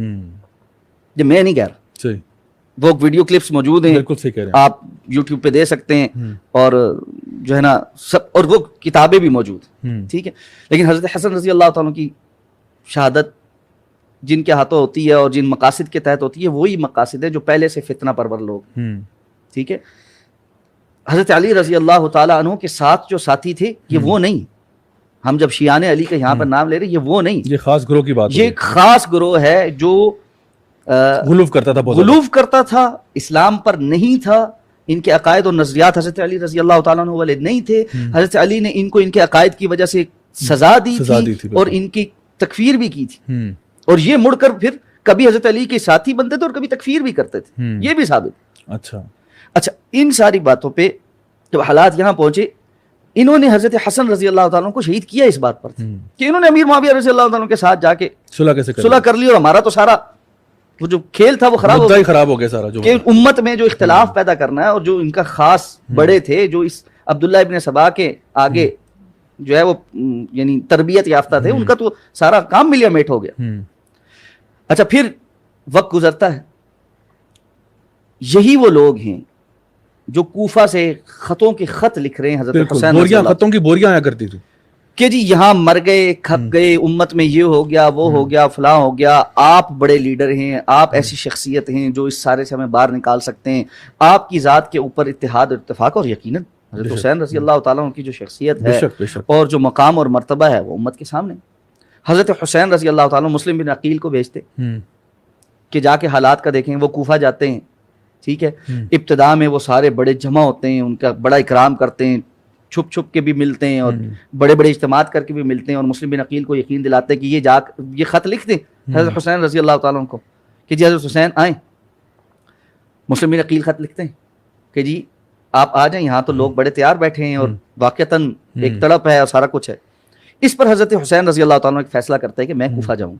اچھا اب یہ بات سمجھ لیں, اس وقت تک حضرت حسین رضی اللہ تعالیٰ عنہ کا کوفہ جانا کسی جھگڑے, لڑائی, قتل و غارت گری یا جہاد کے نام پر نہیں ہے. صحیح, ٹھیک ہے. کس بات بنیاد پر ہے؟ حضرت حسین رضی اللہ تعالیٰ عنہ کا کوفہ جانا اس بنیاد پر ہے کہ لوگ وہاں کے چاہتے ہیں کہ میں وہاں آؤں اور ان کی رہنمائی کروں. کوئی خروج نہیں ہے, کوئی اختلاف نہیں ہے. یہاں پر میں ایک بات اور بھی کہنا چاہتا ہوں, بعض لوگ جو حضرت حسین رضی اللہ تعالیٰ پر تان کرتے ہیں, صحیح, ان کا بھی ہمیں جو ہے نا بیخ کو نہیں کرنی کہ جی نعوذ باللہ حضرت حسین رضی اللہ تعالیٰ عنہ کا یہ جو مدینہ سے کوفہ جانا تھا یہ خروج تھا, ایسا نہیں, اور مسلمان حکومت کے اندر ایک بغاوت تھی اور حضرت حسین رضی اللہ تعالیٰ عنہ جو ہے نا وہ بھی خروج کرنے والے تھے, اور یہ سب بھی بالکل ایک شیطانی وسوسہ, اس کے علاوہ کچھ نہیں. حضرت حسین رضی اللہ تعالیٰ عنہ سب سے بری. پھر وہی بات ہے جس طرح حضرت امیر معاویہ کے اقدامات پر ان کی نیت پر شک نہیں کیا جائے گا, حضرت حسین رضی اللہ تعالیٰ عنہ کی نیت پر بالاولا شک نہیں کیا جائے گا رضی اللہ تعالیٰ عنہ. بے شک ان کا وہاں سے جانا ان خطوں کی بنیاد پر تھا. لوگوں نے بلایا, کہا آپ آئیں, یہاں پہ ایک مطالبہ تھا, آ کے دیکھیں حالات آپ بہتر کر سکتے ہیں. اور پھر مسلم بن عقیل نے بھی ویریفائی کر دیا کہ وہ جو جذبہ وہی نظر آ رہا ہے, جذبہ لوگ ہیں اور ان کی ایک وہ ہے. اچھا حضرت حسین رضی اللہ تعالیٰ عنہ کو صحابہ کرام نے مشورہ بھی دیا, ارد گرد جو بڑے صحابہ تھے کہ آپ نہ جائیں, یہ فتنہ ہی ہے اور یہ بار بار وہی حالات چل رہے ہیں. ظاہر بات تزیرک صحابہ کرام بڑے جو زیادہ حالات کو پرکھ رہے تھے, شروع سے دیکھ رہے تھے, وہ سارا بھی ٹھیک ہے. حضرت حسین رضی اللہ تعالیٰ مجبور تھے کہ جی میں اتنے سارے لوگوں کی ایک رائے کو جس کو مسلم بن عقیل ویریفائی کر چکے کیسے چھوڑ دوں. انہوں نے سب کو کہا جی میں کسی اس میں نہیں جا رہا کہ لڑائی کرنے جا رہا ہوں, اس لیے اپنے گھر کے لوگوں کو لے کے, فیملی ممبرس کو لے کے, جس طرح ایک بندہ ایک سٹی سے دوسری سٹی موو ہو جائے, ایک وفد جا رہا ہوتا ہے پورا بالکل, یعنی زیادہ سے زیادہ آپ یہ کہہ سکتے ہیں کہ ایک سٹی سے دوسری سٹی موو ہونا, کہ جی میں ادھر سے اس شہر میں جا کے رہنا شروع کرتا ہوں, شاید میرے لیے وہاں کام کے مواقع زیادہ ہیں, وہاں دعوت و تبلیغ کے مواقع زیادہ ہیں, اصلاح کے مواقع زیادہ ہیں. ٹھیک ہو گیا. حضرت حسین رضی اللہ تعالیٰ وہاں سے جاتے ہیں اور رستے میں آپ کو خبر ملتی ہے کہ مسلم بن عقیل کو وہاں پہ لوگوں نے قتل کر دیا, ان کو بھی اور ہانی بن عروہ کو بھی وہاں قتل کر دیا گیا. رستے میں ملنے والا بندہ ان کو کہتا ہے کہ میرا آپ کو مشورہ, آپ واپس چلے جائیں. حسین کہتے ہیں میں اب آ گیا ہوں تو واپس نہیں جا سکتا. ظاہر بات ہے ایک بڑا اقدام ہے, سارا کچھ. رستے میں ان کو روکا جاتا ہے کربلا میں, اور وہاں پر پھر جو حالات ہیں, اب سچ بات یہ تاریخی روایات بہت کچھ بولتی بھی ہیں اور بہت کچھ نہیں بھی بولتی. ان کو ویریفائی کرنے کا کوئی سرٹن 100% ویریفیکیشن کا کوئی کرائٹیریا ہمارے پاس نہیں. مختلف مورخین نے مختلف واقعات بہت سارے ڈفرینٹ ایسپیکٹ سے بیان کر دی, اور اتنے ورژنز ہیں. جہاں سچ بات یہ اس واقعے کے اتنے ورژنز ہیں کہ جس کو اگر آپ اکٹھا کریں نا ایک پوری لائبریری بن جائے کہ جی اتنے ورژنز. اچھا ورژنز کی بات یہ ہوتی ہے نا, ایک یہ ہوتا ہے کہ جی اہل السنہ کا ایک ورژن ہے اور اہل التشیع کا ایک ورژن ہے, تو بھی بات چلو سمجھ آتی ہے. یہ دو آپس میں اس موضوع پر اختلاف کرتے ہیں. آپ اہل التشیع کے علماء اور ذاکرین اور ان کی مجلسوں میں بیان ہونے والا اس واقعے کی تفصیل سنیں, آپ کو ادھر کوئی ورژن ایک مل جائے نا تو بھی بات صحیح. ہاں صحیح کہہ رہے ہیں. یعنی جتنے امام بارگاہیں ہیں نا اور جتنی مجلسیں پڑھی جا رہی ہیں, میرا اس دفعہ کا آپ کو دعوت ہے, جو سن رہے ہیں ان کو بھی دعوت ہے, آپ ان کی ویڈیوز نکالیں اور ہر ذاکر کی صبح پڑھی گئی مجلس اور شام کو علیحدہ دوسرے ذاکر کی پڑھی گئی مجلس کا اس واقعے کا آپس میں کمپیریزن کریں, کیا ایک ہے. 2-4 باتوں کے علاوہ باقی ساری باتیں مختلف. اور جب آپ تاریخی بات کو بیان کرتے نا اسی طرح ہوتا ہے. جب آپ نے دیکھا ہوگا کہ ایک بڑا وہ ایک سوشل ایکسپیریمنٹ ہے کہ جی آپ کچھ لوگوں کو ایسے ایک لائن میں کھڑا کرتے ہیں, جی جی بالکل ٹھیک ہے, اور ان کے منہ اس طرف ہوتے اور ایک بندے کا منہ اپنی طرف کر کے کچھ سرٹن حرکت اس کو کہتے ہیں یا بتاتے ہیں, اور اسے کہتے ہیں ساتھ والے کو بتاؤ, پیچھے والے کو بتاؤ. وہ پیچھے والے کی طرف منہ کرتا ہے, اس کا منہ اپنی طرف کرتا ہے, باقی نہیں دیکھ رہے, اور وہ جو کام پہلے بندے نے کیا وہ اس کو ایکٹ کر کے دکھاتا ہے, اور یہ ایکٹ جو ہے وہ آگے 20-30 جتنے لوگ ہیں ان کے اندر جانا ہوتا ہے, ٹرانسفر ہو رہا ہے. جی آپ اس سوشل ایکسپیریمنٹ کو خود بھی کر کے دیکھ لیں, یوٹیوب پر ویڈیوز موجود ہیں, ہر طرح سے اس کی جتنی ویڈیوز ہیں وہ دیکھ لیں. ادھر سب سے پہلے شخص نے جو بات کہی یا ایکٹ کر کے دکھایا اس کا کیا ملغوبہ بنا آخر میں جا کے. بالکل 1300 سال 1350 سال میں جو کچھ ہوا اور جو کچھ اس کا ملغوبہ نہیں بنا ہوگا, بہت کچھ بنا. اس سب کو ہم قطع نظر چھوڑ دیتے ہیں. صحیح. اس بات پر آتے ہیں کہ حضرت حسین رضی اللہ عنہ کی شہادت ہوئی, بے شک, اللہ کے رسول صلی اللہ علیہ وسلم کے خانوادے کے لوگوں کی شہادت ہوئی, مظلومانہ شہادت. بے شک, اس میں تو کوئی شک نہیں. ایک اور بات بڑی صراحت کے ساتھ کہہ رہا ہوں, ہمارا ایمان اور عقیدہ ہے, جس نے حضرت حسین رضی اللہ تعالیٰ عنہ کی شہادت میں کردار ادا کیا, آپ کو شہید کیا, آپ کے خانوادے کو شہید کیا, یا اس میں معاون بنا, یا اس پر خوش ہوا, یا کسی بھی طریقے سے اس میں پارٹیسپیٹ کر کے مطمئن رہا, اللہ کی, اللہ کے فرشتوں کی اور ہم سب کی اہل ایمان کی اس پر لعنت. اللہ اکبر, صحیح کہا آپ نے, بالکل صحیح کہا, بالکل بغیر کسی لگی لپٹی کی. اور یقیناً یہ ایک بہت بڑا ظلم ہے. وہ شخصیت جن کے متعلق رسول اللہ صلی اللہ علیہ وسلم کیا کچھ بیان نہیں فرمایا, اور آپ نے شروع میں بیان کیا کہ اللہ کے رسول کے کندھوں پر, آپ کی گود میں, آپ کے پاس کھلکھلاتے ہوئے, ادھر ادھر بیٹھتے ہوئے, اٹھتے ہوئے آپ چوم رہے ہیں, اور یعنی بہت بیان کر رہے ہیں کہ جی یہ میرے پھول ہیں, یہ جنت کے پھول ہیں, یہ جنت کے نوجوانوں کے سردار ہیں. یعنی ایسی شخصیات کو آپ, اللہ کے رسول صلی اللہ علیہ وسلم خانوادے کا ایک احترام. ہمارے ہاں تو یہ اس بر صغیر پاک و ہند میں تو خاص طور پہ یہ بات ایسی ہے, کسی کے عام بندے کے نام کے ساتھ سید لگ جائے تو اس کا ایک احترام بن جاتا ہے, کیا ہے جی یہ سید ہے, بالکل ٹھیک ہے نا. اور اس کو بہت سارے لوگوں نے دنیاوی اعتبار سے اپنے لیے کیش کرانے کی کیا, لیکن یہ ایک احترام موجود ہے, ایک محبت موجود ہے. کیسے ہو سکتا ہے کہ آپ ان کے ساتھ ایسا کرتے ہیں؟ تو جس نے کیا ہے وہ اللہ کے ہاں بھگتے گا, ٹھیک ہے نا. لیکن میری ایک کچھ جینون سوال ہے یہاں پہ, ٹھیک ہے. ہم نے کتنی شہادتوں کا تذکرہ کر دی, حضرت عمر کی شہادت ہوئی, حضرت عثمان کی شہادت ہوئی, حضرت علی کی شہادت ہوئی, حضرت حسن کی شہادت ہوئی, حضرت حسین کی شہادت ہوئی, بیچ میں اور بے تحاشا صحابہ اکرام کی شہادتیں ہوئی. بالکل شہادتیں تاریخ ہوتی ہیں اور اس سے کچھ اسباق ہوتے ہیں. کوئی بھی واقعہ دین کا اصل نہیں بن جاتا, دین نہیں بن جاتا بذات خود, کہ دین شروع بھی وہیں سے ہو, دین ختم بھی وہیں سے. دین حجۃ الوداع کے موقع پر الیوم اکملت لکم دینکم واتممت علیکم نعمتی والی آیت کے نازل ہونے پر مکمل ہو چکا تھا. ہمارا ایمان ہے سید الانبیاء جناب محمد الرسول اللہ صلی اللہ علیہ وسلم اس دنیا سے تشریف نہیں لے گئے تھے جب تک کہ اللہ کے رسول صلی اللہ علیہ وسلم نے ساری بات لوگوں تک پہنچا نہیں دی تھی اور اللہ نے دین کو مکمل نہیں کر دیا. یہ اس امت کا ایک خاصہ خصوصیت ہے کہ اس کا دین مکمل ہے.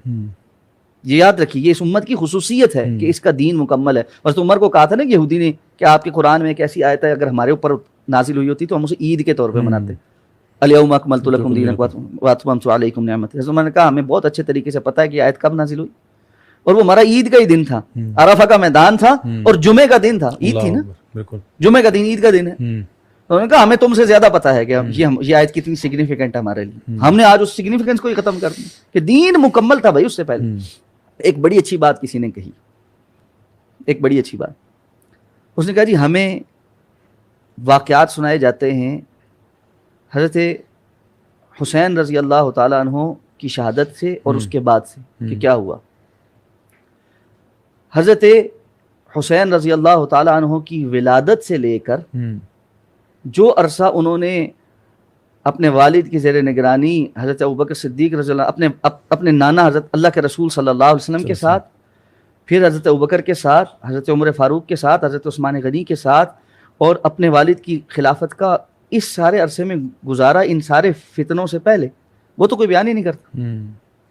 جو کہ اصل چیز ہے, کیا حضرت حسین رضی اللہ تعالیٰ عنہ کی زندگی سے سیکھنے کا معاملہ صرف یہ ہے کہ ان کی شہادت ہوئی, یا ان کی زندگی بھی کوئی نمونہ ہے, ان کی زندگی میں بھی کچھ سبق ہے, اور وہ سبق اس سے پہلے بھی تو ہے نا, تو اس کا کوئی تذکرہ نہیں.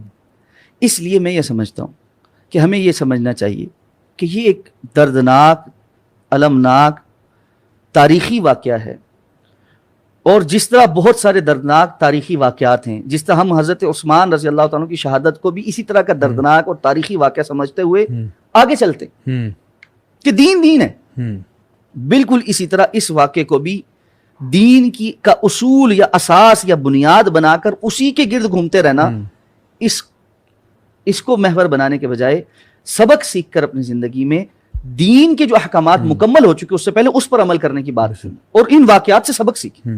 شیخ صاحب یہ بڑی اچھی بات ہے, کیونکہ اکثر لوگ اس میں بہت غلو بھی کرتے ہیں اور جیسا کہ کسی شاعر نے کہا کہ اسلام زندہ ہوتا ہے ہر کربلا کے بعد، تو کہنے کا مقصد یہ اسلام تو زندہ تھا، نبی کریم صلی اللہ علیہ وسلم کے آنے سے جو ہے نا اسلام زندہ تھا. اور یہ جو واقعات آپ نے بتائے یقیناً بہت ہی دردناک اور افسوسناک واقعات ہوتے ہیں، لیکن اسلام اسلام ہے. اور وہ الحمدللہ ہم نے جس طرح آپ نے اس بات کی طرف بھی اشارہ کیا کہ ہمیں یہ دیکھنا چاہیے کہ نبی کریم صلی اللہ علیہ وسلم کی اپنی زندگی کیا تھی، ان کا اٹھنا بیٹھنا چلنا پھرنا نماز روزہ وہ کیا تھا، اور آپ کی یہ جو یونیورسٹی ہے جس کے اندر سیدنا حسن رضی اللہ عنہ اور سیدنا حسین رضی اللہ عنہ نے تعلیم حاصل کی، وہ یونیورسٹی کیا تھی، ان کی صبح شامیں کیسی تھیں، وہ کس طرح سے اس شہادت کے مقام پر پہنچ پائے. کیونکہ شہادت تو ایک چوٹی کا عمل ہے، یعنی کہ ہمارے جتنے بھی اعمال ہیں ان کے اندر ایک بڑا چوٹی کا عمل ہے. تو انسان وہاں تک پہنچا کیسے؟ کیونکہ اللہ تعالیٰ اسی کو وہ توفیق دے گا جس کی زندگی اس پہ گزری ہوگی. یعنی جہاں پہ نبی کریم صلی اللہ علیہ وسلم کی یہ حدیث ہے کہ انما الاعمال بالنیات، اعمال کا دار و مدار نیت پر ہے، اسی طرح سے اعمال کا دار و مدار ان کے خاتمے کے ساتھ بھی ہے. تو اگر ایک انسان اس طرح زندگی نہیں گزارے گا تو اس طرح کی یعنی اس کا اختتام ایسا کیسے ہو سکتا ہے؟ تو میں سمجھتا ہوں کہ جو چیز ایک طرح ہمارے اس گفتگو کے اندر اکثر رہ جاتی ہے وہ یہ ہے کہ وہ کون سی کوالٹیز ہیں، وہ کون سی عادتیں ہیں جو ہمارے اندر ہونی چاہیے تاکہ ہم ان رول ماڈلز کو فالو کر سکیں جن کے بارے میں ہم اتنی بات کرتے ہیں. تو میں سمجھتا ہوں کہ ہمیں ایک ایسی قوم بن چکی ہیں جو کہ نا بولنے والوں کی قوم ہے، یعنی ہر بندہ تبصرہ بھی کر رہا ہے، بات بھی کر رہا ہے، لیکن اپنے اوپر عمل نہیں کرنا چاہتے. ان لوگوں سے جن سے ہم محبت کا دعویٰ کرتے ہیں، چاہے وہ سیدنا حسین ہوں یا وہ نبی کریم صلی اللہ علیہ وسلم ہوں یا دیگر صحابہ ہوں رضی اللہ عنہم اجمعین، ہم ان کی بات تو بہت کرتے ہیں لیکن ان کی طرح بننے کے لیے شاید ہی کوئی لوگ ہیں جو کہ ایکچولی اپنے آپ کو تیار کرتے ہوں. ضیاء بھائی یہ بہت امپورٹنٹ بات ہے جو آپ نے کی. دیکھیں بنیادی طور پہ ہمیں یہ سمجھنا چاہیے کہ رسول اللہ صلی اللہ علیہ وسلم کی زندگی میں کیا کوئی ایسے واقعات ہوئے یا نہیں، یعنی جس میں دکھ اور تکلیف کا پہلو بے شمار ہوئے. آپ سے زیادہ کس نے تکلیف سی؟ اللہ کے رسول صلی اللہ علیہ وسلم خود فرما رہے ہیں کہ اللہ کے نزدیک امتحان اور آزمائش میں سب سے پہلے انبیاء پر سب سے سخت آزمائشیں آتی، ثم الذین یلونہم ثم الذین یلونہم، پھر جو جتنا ان کے قریب ہوتا اور ان کے راستے پر چلتا اتنی آزمائشیں آتی ہیں. تو انبیاء نے سب سے زیادہ آزمائشیں دیکھی، اللہ کے رسول صلی اللہ علیہ وسلم نے کس قسم کی آزمائشیں نہیں دیکھی، کیسے تکلیف کے دن نہیں دیکھی. آپ سے پوچھا حضرت عائشہ نے کہ اللہ کے رسول آپ کی زندگی میں بہت سے زیادہ تکلیف کا کوئی دن آیا؟ آپ نے فرمایا عائشہ آیا جب تمہاری قوم نے میرے ساتھ طائف میں جو کچھ کیے. بالکل، طائف کا واقعہ کتنا دردناک ہے.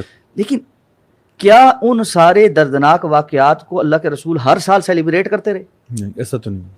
اچھا کامیابیوں کو سیلیبریشن کی بات کریں، کیا اللہ کے رسول صلی اللہ علیہ وسلم نے بدر کے دن کو ہر سال سیلیبریٹ کرنا شروع کر دیا تھا؟ کیا فتح مکہ سے بڑی کامیابی کوئی ہوتی ہے؟ نہیں.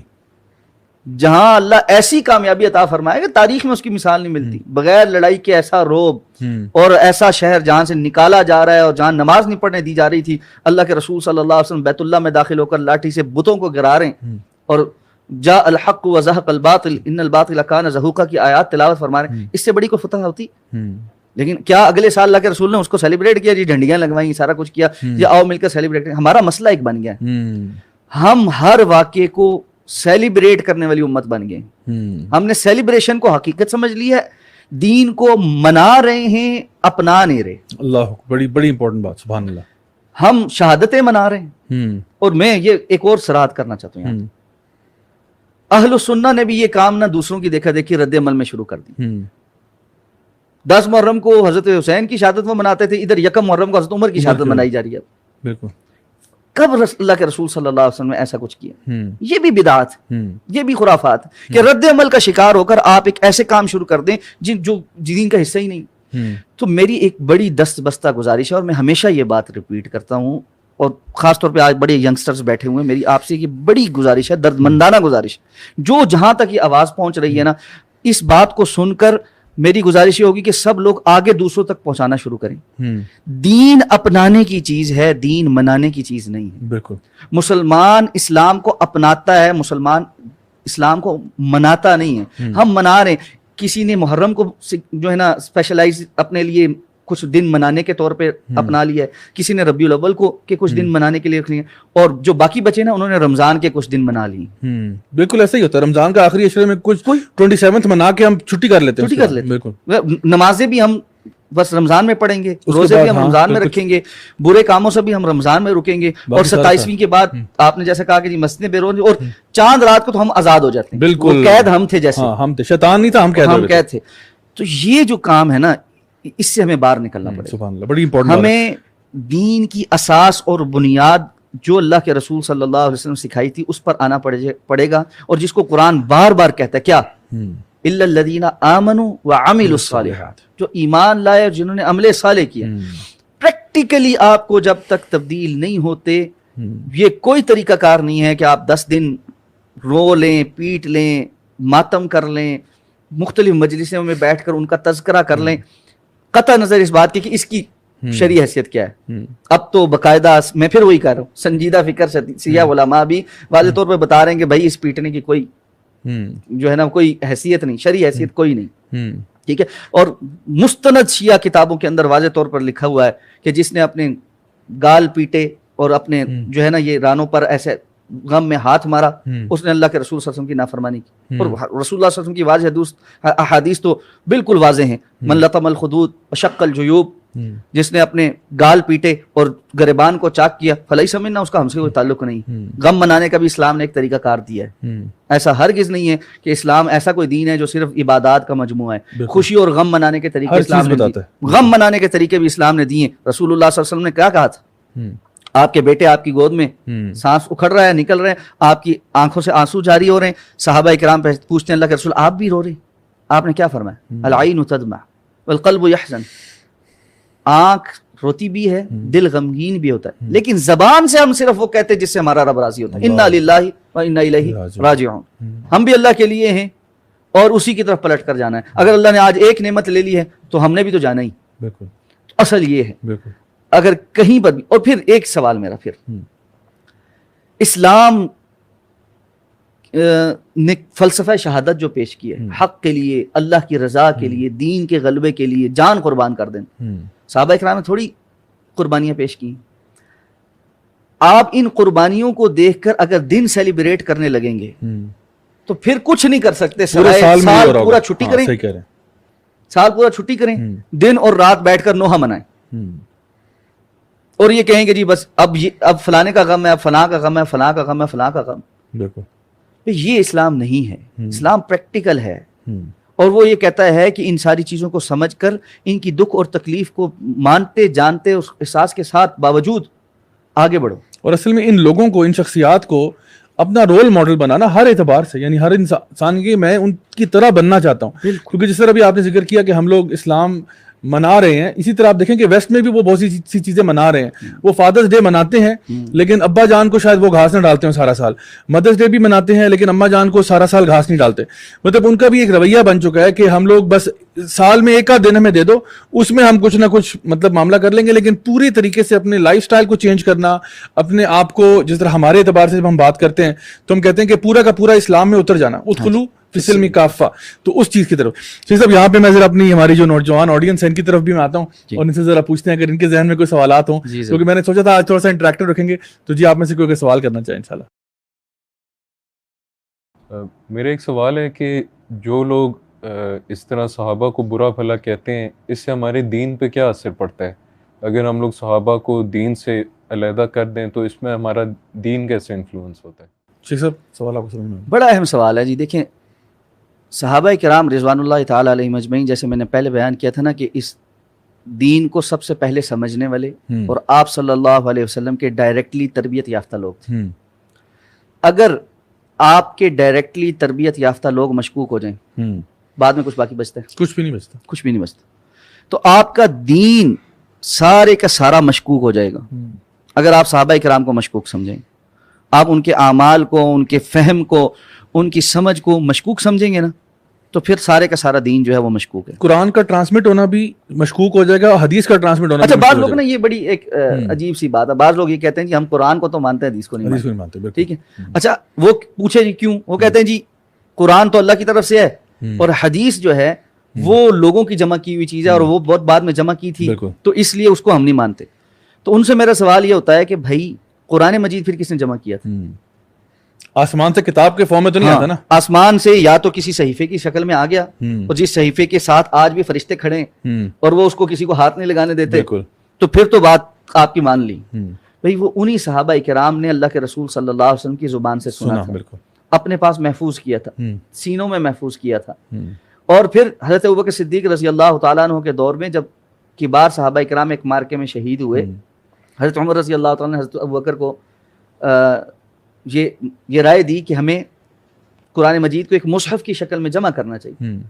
تو اس وقت حضرت ابوبکر صدیق رضی اللہ تعالیٰ نے شروع میں یہی کہا تھا کہ جو کام اللہ کے رسول نے نہیں کیا میں وہ کیسے کروں. حضرت عمر نے بتایا کہ اللہ کے رسول صلی اللہ علیہ وسلم اصل میں یہ کام کر گئے کہ پورے کا پورا قرآن مجید صحابہ کرام کو بتا کر گئے کہ ہم کوئی نیا کام نہیں کر رہے, صرف اس کو ایک جگہ اکٹھا کر رہے ہیں کہ کہیں حفاظ کل صحابہ کرام, ظاہر بات ہے انہوں نے آہستہ آہستہ اس دنیا سے جانا, چلے گئے تو کل امت فتنے میں پڑ جائے گی. تو یہ کام کس نے کیا؟ حضرت زید بن ثابت رضی اللہ تعالیٰ کی ذمہ داری لگائی دیگر صحابہ کے ساتھ. وہ ہر ایک صحابی کو انہوں نے اعلان کیا جس کے پاس جو لکھا ہوا موجود ہے وہ لے آئے, اور جس کو جو زبانی یاد ہے وہ بھی ہمیں سنائے.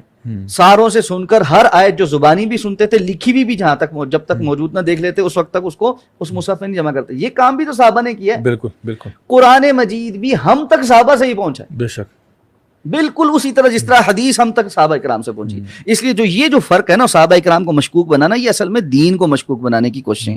تو یہ بات آپ سمجھ لیں, جہاں پر بھی جو بندہ جتنی مرضی ٹیکنیکل گفتگو کر کے نتیجہ یہاں پہنچانا چاہتا ہوں نا, دیکھیں اورینٹلسٹ جو مستشرقین ہیں, وہ لوگ جنہوں نے اسلام پر کام کیا لیکن وہ مسلمان نہیں, انہوں نے یہ بڑی کوشش کی ہے اور ہمیشہ سے رہی ہے کہ کسی طریقے سے صحابہ کرام کی ان شخصیات کو مشکوک بنایا جائے. اللہ کروڑ رحمت نازل فرمائے ہمارے علماء پر, محدثین کرام پر, جنہوں نے ان کے ہر اعتراض کا جواب دیا ہے اور ٹیکنیکل بنیادوں پر دیا ہے کہ آپ یہاں یہ غلطی کریں, یہ غلطی کریں. تو یہ بات سمجھ لیں, صحابہ کرام کی بڑی سگنیفیکنس ہے. اسی لیے دیکھیں کیوں نہ ہو, جب اللہ تعالیٰ یہ کہتے ہیں فَإِنْ آمَنُوا بِمِثْلِ مَا آمَنْتُمْ بِهِ فَقَدْ اهْتَدَوْا, اگر یہ ویسے ایمان لے کر آئیں جیسے تم لے کر آئے, یہ کون ہے؟ بِمِثْلِ مَا آمَنْتُمْ, یہ تم میں کون ہے؟ صحابہ ہے. جیسے یہ ایمان لے کر آئے ہیں پھر یہ ہدایت پائیں گے. تو ہمارے لیے تو واضح بات ہے یہ. بالکل. اور آئی تھنک اس میں یہ بات بھی کہنا امپورٹنٹ ہے کہ کئی لوگ جو ان کی نیتوں پر شک کرتے ہیں آگے جا کر, ان کو بھی ایسا نہیں کرنا چاہیے, کیونکہ ظاہری بات ہے جس جماعت کے بارے میں, جس گروہ کے بارے میں اللہ تعالیٰ کہہ چکے ہیں اس کے بارے میں پھر ہم کیوں ایسی بات کہیں گے, جو آپ نے پہلے بھی وضاحت کی تھی اس کی, کہ ان کے بارے میں فضول میں خواہ کا شک پیدا کرنا یا ان کے بارے میں ڈاؤٹس لوگوں کے دلوں میں ڈالنا, یہ بالکل بہت ہی زیادہ غیر مناسب چیز ہے جس سے ایک بندے کا اپنا ایمان خطرے میں پڑ سکتا ہے. میں یہاں پر ایک بات نہ آپ کے سامنے رکھنا چاہتا ہوں, امید ہے انشاءاللہ یہ سمجھ آئے گی, ہمارے ینگسٹرز کو خاص طور پہ سمجھ آئے.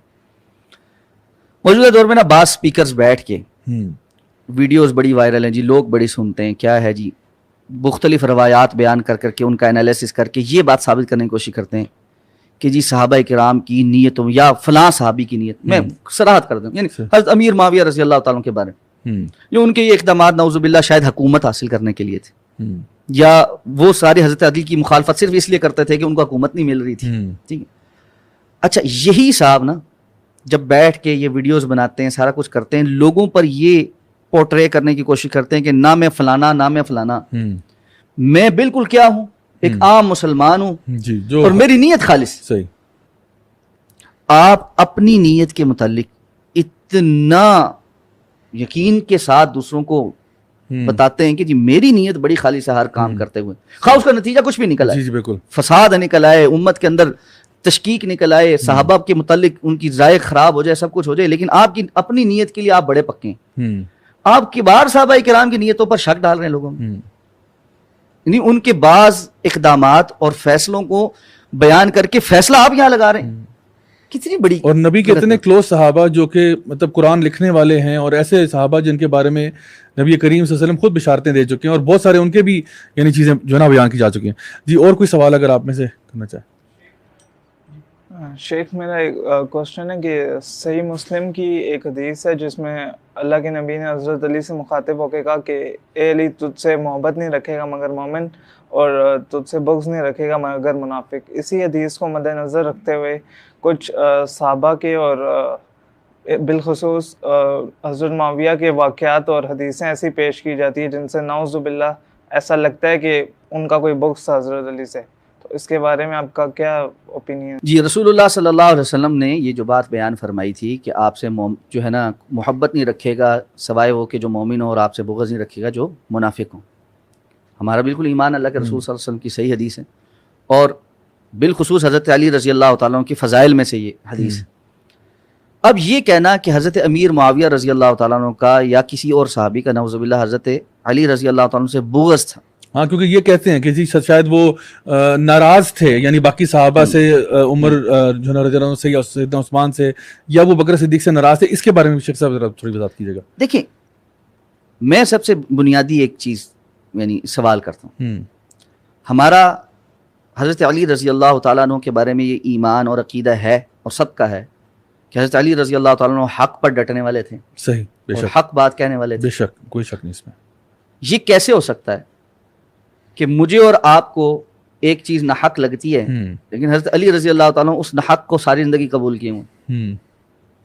اگر کوئی یہ سمجھتا ہے حضرت ابوبکر صدیق رضی اللہ تعالیٰ عنہ کی خلافت ناحق تھی، حق تو حضرت علی کا تھا، حضرت ابوبکر نے غصب کر لیا.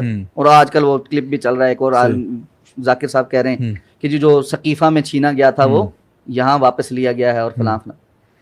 تو بھائی بات یہ اگر یہ غصب تھا اور حضرت علی رضی اللہ تعالیٰ عنہ کے نزدیک وہ بالاولا تھے اور حضرت ابوبکر اولا نہیں تھے، ٹھیک ہے، تو یہ کیسی حضرت علی رضی اللہ تعالیٰ عنہ کے متعلق آپ نے گمان پالا ہے کہ حق سمجھنے اور حق جاننے اور اللہ کے رسول صلی اللہ علیہ وسلم کی نص جو خاص طور پہ غدیر کے متعلق کہا جاتا ہے، ٹھیک ہے، من کنت مولاہ فہذا علی مولاہ، یہاں پر مولا کا معنی حاکم لے کر جو بات بیان کی جاتی ہے، اگر یہ بات رسول اللہ صلی اللہ علیہ وسلم کی زبانی حضرت علی کو پتہ چل چکی تھی تو گویا آپ یہ کہنا چاہتے ہیں کہ حضرت علی رضی اللہ تعالیٰ عنہ رسول اللہ صلی اللہ علیہ وسلم کی اس نص کو جاننے پہچاننے کے باوجود اور حق پر ہونے کے باوجود حضرت ابوبکر صدیق رضی اللہ تعالیٰ عنہ کی ناحق کو قبول کیے ہوئے یعنی ایک باطل چیز پر خاموش تھے. یہ کس پر تان ہے؟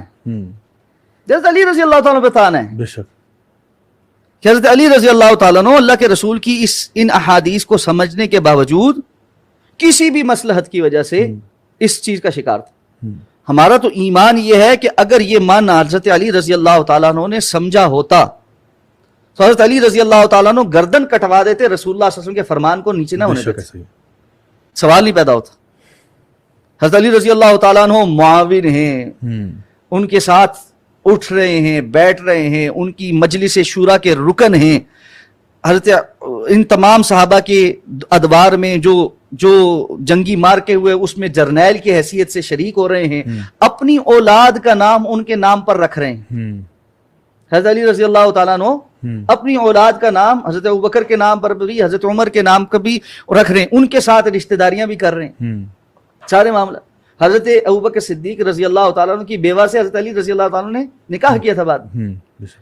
تو ان کی آپس کی محبتیں، اور بالخصوص واضح صحیح سند کے ساتھ یہ قول حضرت علی رضی اللہ تعالیٰ عنہ کا معلوم ہے کہ کوئی مجھے حضرت ابوبکر سے اور حضرت عمر سے زیادہ فضیلت والا نہ سمجھے، وہ ہماری امت کے بڑے تھے. تو یہ تان جو ہے نا یہ کسی اور پر نہیں ہے، یہ حضرت علی رضی اللہ تعالیٰ عنہ پہ نعوذ باللہ. اور ہم یہ سمجھتے ہیں کہ حضرت علی رضی اللہ تعالیٰ عنہ اس سے بری. حضرت علی رضی اللہ تعالیٰ عنہ نے شرح صدر کے ساتھ حضرت ابوبکر صدیق رضی اللہ تعالیٰ عنہ کی خلافت کو بھی قبول کیا، حضرت عمر رضی اللہ تعالیٰ عنہ کی خلافت کو بھی قبول کیا، اور حضرت عثمان رضی اللہ تعالیٰ عنہ کی خلافت کو بھی. حضرت عثمان کی خلافت کی جو مشورے میں لوگ ہیں ان میں حضرت علی بیٹھے ہوئے ہیں. کوئی ایک صحیح سند کے ساتھ یہ ثابت کر دے کہ اس مشورے میں حضرت علی رضی اللہ تعالیٰ نے کوئی اور نام پیش کیا تھا یا اپنا نام پیش کیا تھا؟ کہیں نہیں. اچھا جب مشورہ حضرت علی دے کر اس مشورے میں شامل ہو کر اٹھ رہے ہیں تو پھر اس لیے یہ بات کہ ان صحابہ کرام میں آپس میں حکومتوں کے لیے یا مختلف معاملات میں کوئی بغض تھا اور عناد تھا اور یہ کوئی کسی کی نیت مشکوک تھی، میں نے اسی لیے آپ کو بتایا کہ یہی ایک اصل بنیادی فتنہ ہے جو عبداللہ ابن سبا نے پیدا کیا تھا منافقین کے دل میں اور بہت سارے لوگوں کے دل میں، اور یہی سلسلہ آج تک چل رہا ہے. صحابہ کرام رضوان اللہ تعالیٰ علیہ مجمعین کے آپس کے اختلاف، ان کو مشاجرات صحابہ کہا جاتا ہے. اس میں اہل سنہ والجماعہ کا اسی لیے موقف ہے کہ اس پہ سکوت اختیار کیا جائے، اس کی بہت زیادہ تفصیل میں نہ جایا جائے کہ یہ ایک ایسا باب ہے جہاں پر آ کر پھر لوگ حکم لگانا شروع ہو جاتے ہیں. ایک ہے تاریخی واقعات کو جان لینا اور ایک ہے اس کے مطابق پھر حکم لگانے کی کوشش کرنا. تاریخی واقعہ یہ ہے کہ حضرت امیر معاویہ رضی اللہ تعالیٰ عنہ اور حضرت علی رضی اللہ تعالیٰ عنہ کے درمیان اختلاف ہوا. اب حکم کیا ہے؟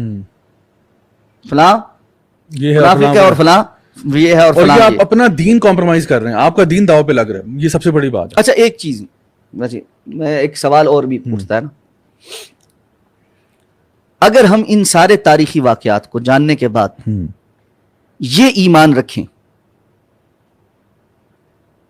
کہ جس نے جو کیا اللہ رب العزت اس کی نیتوں کو حال کو بہتر جانتا اور ہم نے اس کے بارے میں کوئی گفتگو نہیں کرنی, ٹھیک ہے, اور قیامت کے دن مجھ سے اللہ کا یہ سوال نہیں ہوگا کہ 1400 سال پہلے جو واقعہ ہوا اس کے بارے میں آپ کی رائے کیا ہے, آپ کس کو منافق سمجھتے تھے اور کس کو صحیح سمجھتے تھے, آپ فتویٰ ضرور لگانا تھا تم نے, ٹھیک ہے. تو یہ مجھے بتائیں, اگر آپ اس موقع پہ رہتے ہیں آپ سیف سائڈ پہ ہیں, یا قیامت کے دن اللہ کے سامنے کھڑے ہو کر اللہ رب العزت آپ سے یہ سوال کر لیں کہ میرے فلاں بندے کے متعلق تو میں نے منافقت کے اور فلاں فلاں چیزوں کے فتوے لگائے جبکہ وہ میرے نزدیک منافق نہیں, تو تم کہاں کھڑے؟ جیسے کہ وہ ایک حدیث میں بھی آتا ہے نا کہ 2 شخص تھے جس میں ایک شخص نے دوسرے کو کہا کہ تو کبھی جنت میں نہیں جائے گا. اللہ تعالیٰ نے اس کے اوپر اتنا یعنی غم و غصے کا اظہار کیا کہ کہا کہ تو جہنم میں جائے گا, جس کے اوپر تو نے فتویٰ لگایا نا کہ تو نہیں جا سکتا, اس کو میں یعنی معاف کرتا ہوں. تو یہ معاملہ ہی ایسا ہے کہ جس میں بہت زیادہ احتیاط کی ضرورت ہے. اصل میں نا میں بنیادی جو بات آپ کو سمجھانا چاہتا ہوں, جو ینگسٹرز کو سمجھانا چاہتا ہوں, جہاں یہ بات جا رہی ہے, کیونکہ ہم سوشل میڈیا بہت سنتے ہیں, ہر قسم سے سنتے ہیں نا, سن کے ایک چیز سمجھ لیجئے, واقعہ کربلا یا اس جیسے جتنے بھی واقعات یا مشاجرات صحابہ, یہ وہ موضوع نہیں ہے جس کے متعلق قیامت کے دن آپ سے پوچھا جائے گا اور جس کی بنیاد پر نجات کا وہ ہوگا. ہاں, ان موضوعات میں پڑھ کر اگر آپ نے کسی بھی اللہ والے کے متعلق بغض پالا اور قیامت کے دن وہ بغض بار آ گیا, اس پر بیڑا غرق ضرور ہوگا. اس لیے سیفر سائڈ کیا ہے کہ آپ اس پر توجہ دیں جو بنیادی کرنے کے کام ہیں اور وہ دین کی چیزیں سیکھنے کی. اب مسئلہ پتہ کیا ہے, ہمارے بہت سارے سپیکرز بھی یہی کام کریں اور ینگسٹرز تو سنتے ہوئے تو یہی کریں. آپ پوچھیں جی دین کا بنیادی علم آپ کو کیا کیا آتا ہے؟ ٹھیک ہے, ابھی پچھلے دنوں نا جب یہ محرم آتا ہے اس طرح کی باتیں ہوتی ہیں, مجھ سے کسی نے کہا جی واقعہ کربلا پہ بہت اچھی سی کوئی کتاب بتا دیں. میں کہا آپ نے تفسیر پڑھ لی؟ پھر نہیں. میں کہا آپ نے احادیث کی کون کون سی کتابیں پڑھی؟ کہتے پوری کوئی بھی نہیں پڑھی, کچھ احادیث پڑھی. میں کہا چھوٹی کتاب 40 النووی 40 حدیثیں وہ پڑھی؟ کہتے نہیں وہ نہیں پڑھی. میں کہا آپ نے سیرت پر کوئی کتاب پڑھ لی؟ رسول اللہ صلی اللہ علیہ وسلم کی پوری زندگی میں کیا ہوتا رہا, آپ نے اس پر کچھ پڑھا؟ کہنے لگے نہیں وہ بھی میں نے پوری کوئی نہیں پڑھی, چھوٹے چھوٹے واقعات کہیں کہیں سے پڑھے. میں نے کہا بھائی اس سب میں آپ کو واقعہ کربلا پڑھنے کو ہی رہ گیا. کہ واقعہ کربلا ایک حقیقت ہے, اس کو جاننا پہچاننا ٹھیک ہے, لیکن کیا اس سے ہٹ کر دین کا کوئی علم نہیں ہے جو ہم نے حاصل کرنا؟ دین ہے, اس کو اس کا علم ایک بڑی چیز ہے, اور وہ ایسا میدان ہے اور ایسا رستہ ہے جس کے بارے میں رسول اللہ صلی اللہ علیہ وسلم نے فرمایا کہ میں یہ جو اس رستے کو پکڑ لیتا ہے, من سلک طریقا یلتمس فیہ علما, جو ایسا رستہ اپناتا ہے جس میں علم کو پکڑ لیتا ہے, سہل اللہ بہ طریقا الی الجنہ, اللہ اس کی جنت میں جانے کا رستہ آسان کر دیتا ہے. یہ علم کیا ہے؟ یہ اللہ کی کتاب کا علم ہے, یہ رسول اللہ صلی اللہ علیہ وسلم کے فرمان کا علم ہے, یہ اللہ کے رسول کی زندگی سیرت کا علم ہے, یہ بعد میں پھر صحابہ کرام کی زندگیوں نے اس سارے کو کیسے سمجھا اس کا علم ہے. وہ تو آپ ساری زندگی نہ اختیار کریں, نہ سیکھیں, نہ پڑھیں, نہ علماء کے پاس بیٹھیں, چند مخصوص موضوعات پر حامل کتابیں پڑھ کے, تاریخی کتابیں پڑھ کے آپ سمجھیں کہ اب میں محاکمہ کرنے پر آ گیا ہوں. اور پھر محاکمے کی ضد ہے. کیا ضد ہے جی؟ آپ ضرور بتائیں آپ کا کیا موقف ہے اس بارے میں. بھائی ہمارا موقف ہے, ہم خاموش ہیں. نہیں آپ بتائیں, نہیں آپ بتائیں. کیوں بھائی؟ کس نے داروغہ بنایا مجھے اور آپ کو؟ بنایا کس نے؟ اللہ نے ہمیں داروغہ بنایا. میرا سمپل سا ایک سوال ہے نا, اللہ رب العزت نے ہمیں داروغہ نہیں بنایا ہمارے پڑوسی کے اوپر محاکمہ لگانے کہ جی یہ کافر ہے یا مسلمان. اچھا آپ کسی کے اوپر ذرا سی کوئی بات کریں, وہ تو کہتا ہے بھائی تم فتویٰ کہاں سے لگاتے ہو؟ ٹھیک ہے, کیونکہ وہ بول سکتا ہے, بھی اپنا دفاع کر سکتا ہے. ہماری زبانیں اور جسارتیں سے صحابہ کرام کے لیے رہ گئیں کہ جی وہاں چونکہ وہ اب یہاں پر بیٹھ کر دفاع نہیں کر سکتے تو ہم جو مرضی بولتے رہیں اور ان کے اوپر محاکمے لگاتے رہیں. اس لیے اس بات سے بچیں. دین کا علم کا بہت ساری اساس اور بنیادی چیزیں جو سیکھنے کی ہیں, پڑھنے کی ہیں, وہ سیکھیں, پڑھیں, وہ ویڈیوز دیکھیں. آپ دیکھیں گے اختلافی موضوعات کی ویڈیوز پر لاکھوں ویوز ہیں اور کامنٹس ہیں اور ایک دوسرے پر لڑتے ہیں اور پتہ نہیں کیا نہ کیا ہے. کسی عالم کی تفسیر کی کلاس کی ویڈیو دیکھیں, کتنے ویوز. حدیث کے درس پر ویوز دیکھیں کتنے, فقہ کے درس پر دیکھیں کتنے ویوز ہیں. ہماری پریورٹیز ہمیں سمجھ آ جائیں. سینسیشنلزم کریٹ ہو گیا جہاں پہ ہم اختلاف دیکھتے ہیں, بجائے فتنے سے دور بھاگنے کے ہم فتنے کے اندر کود جاتے ہیں اور پھر کسی نہ کسی سائٹ پہ چلے جاتے ہیں. یہ ہمارے آئی تھنک سوشل میڈیا کا ایک ٹرینڈ بن چکا ہے کہ کسی نہ کسی کے بارے میں آپ نے موقف کوئی نہ کوئی اختیار کرنا ہے اور کوئی اپنا اوپینین ضرور ظاہر کرنا ہے. جی اور کوئی ایک آدھ کوئی کوشچن ہے کسی کا ہو تو ہم لوگ یہاں لے لیتے ہیں, اس کے بعد پھر آگے چلتے ہیں. جی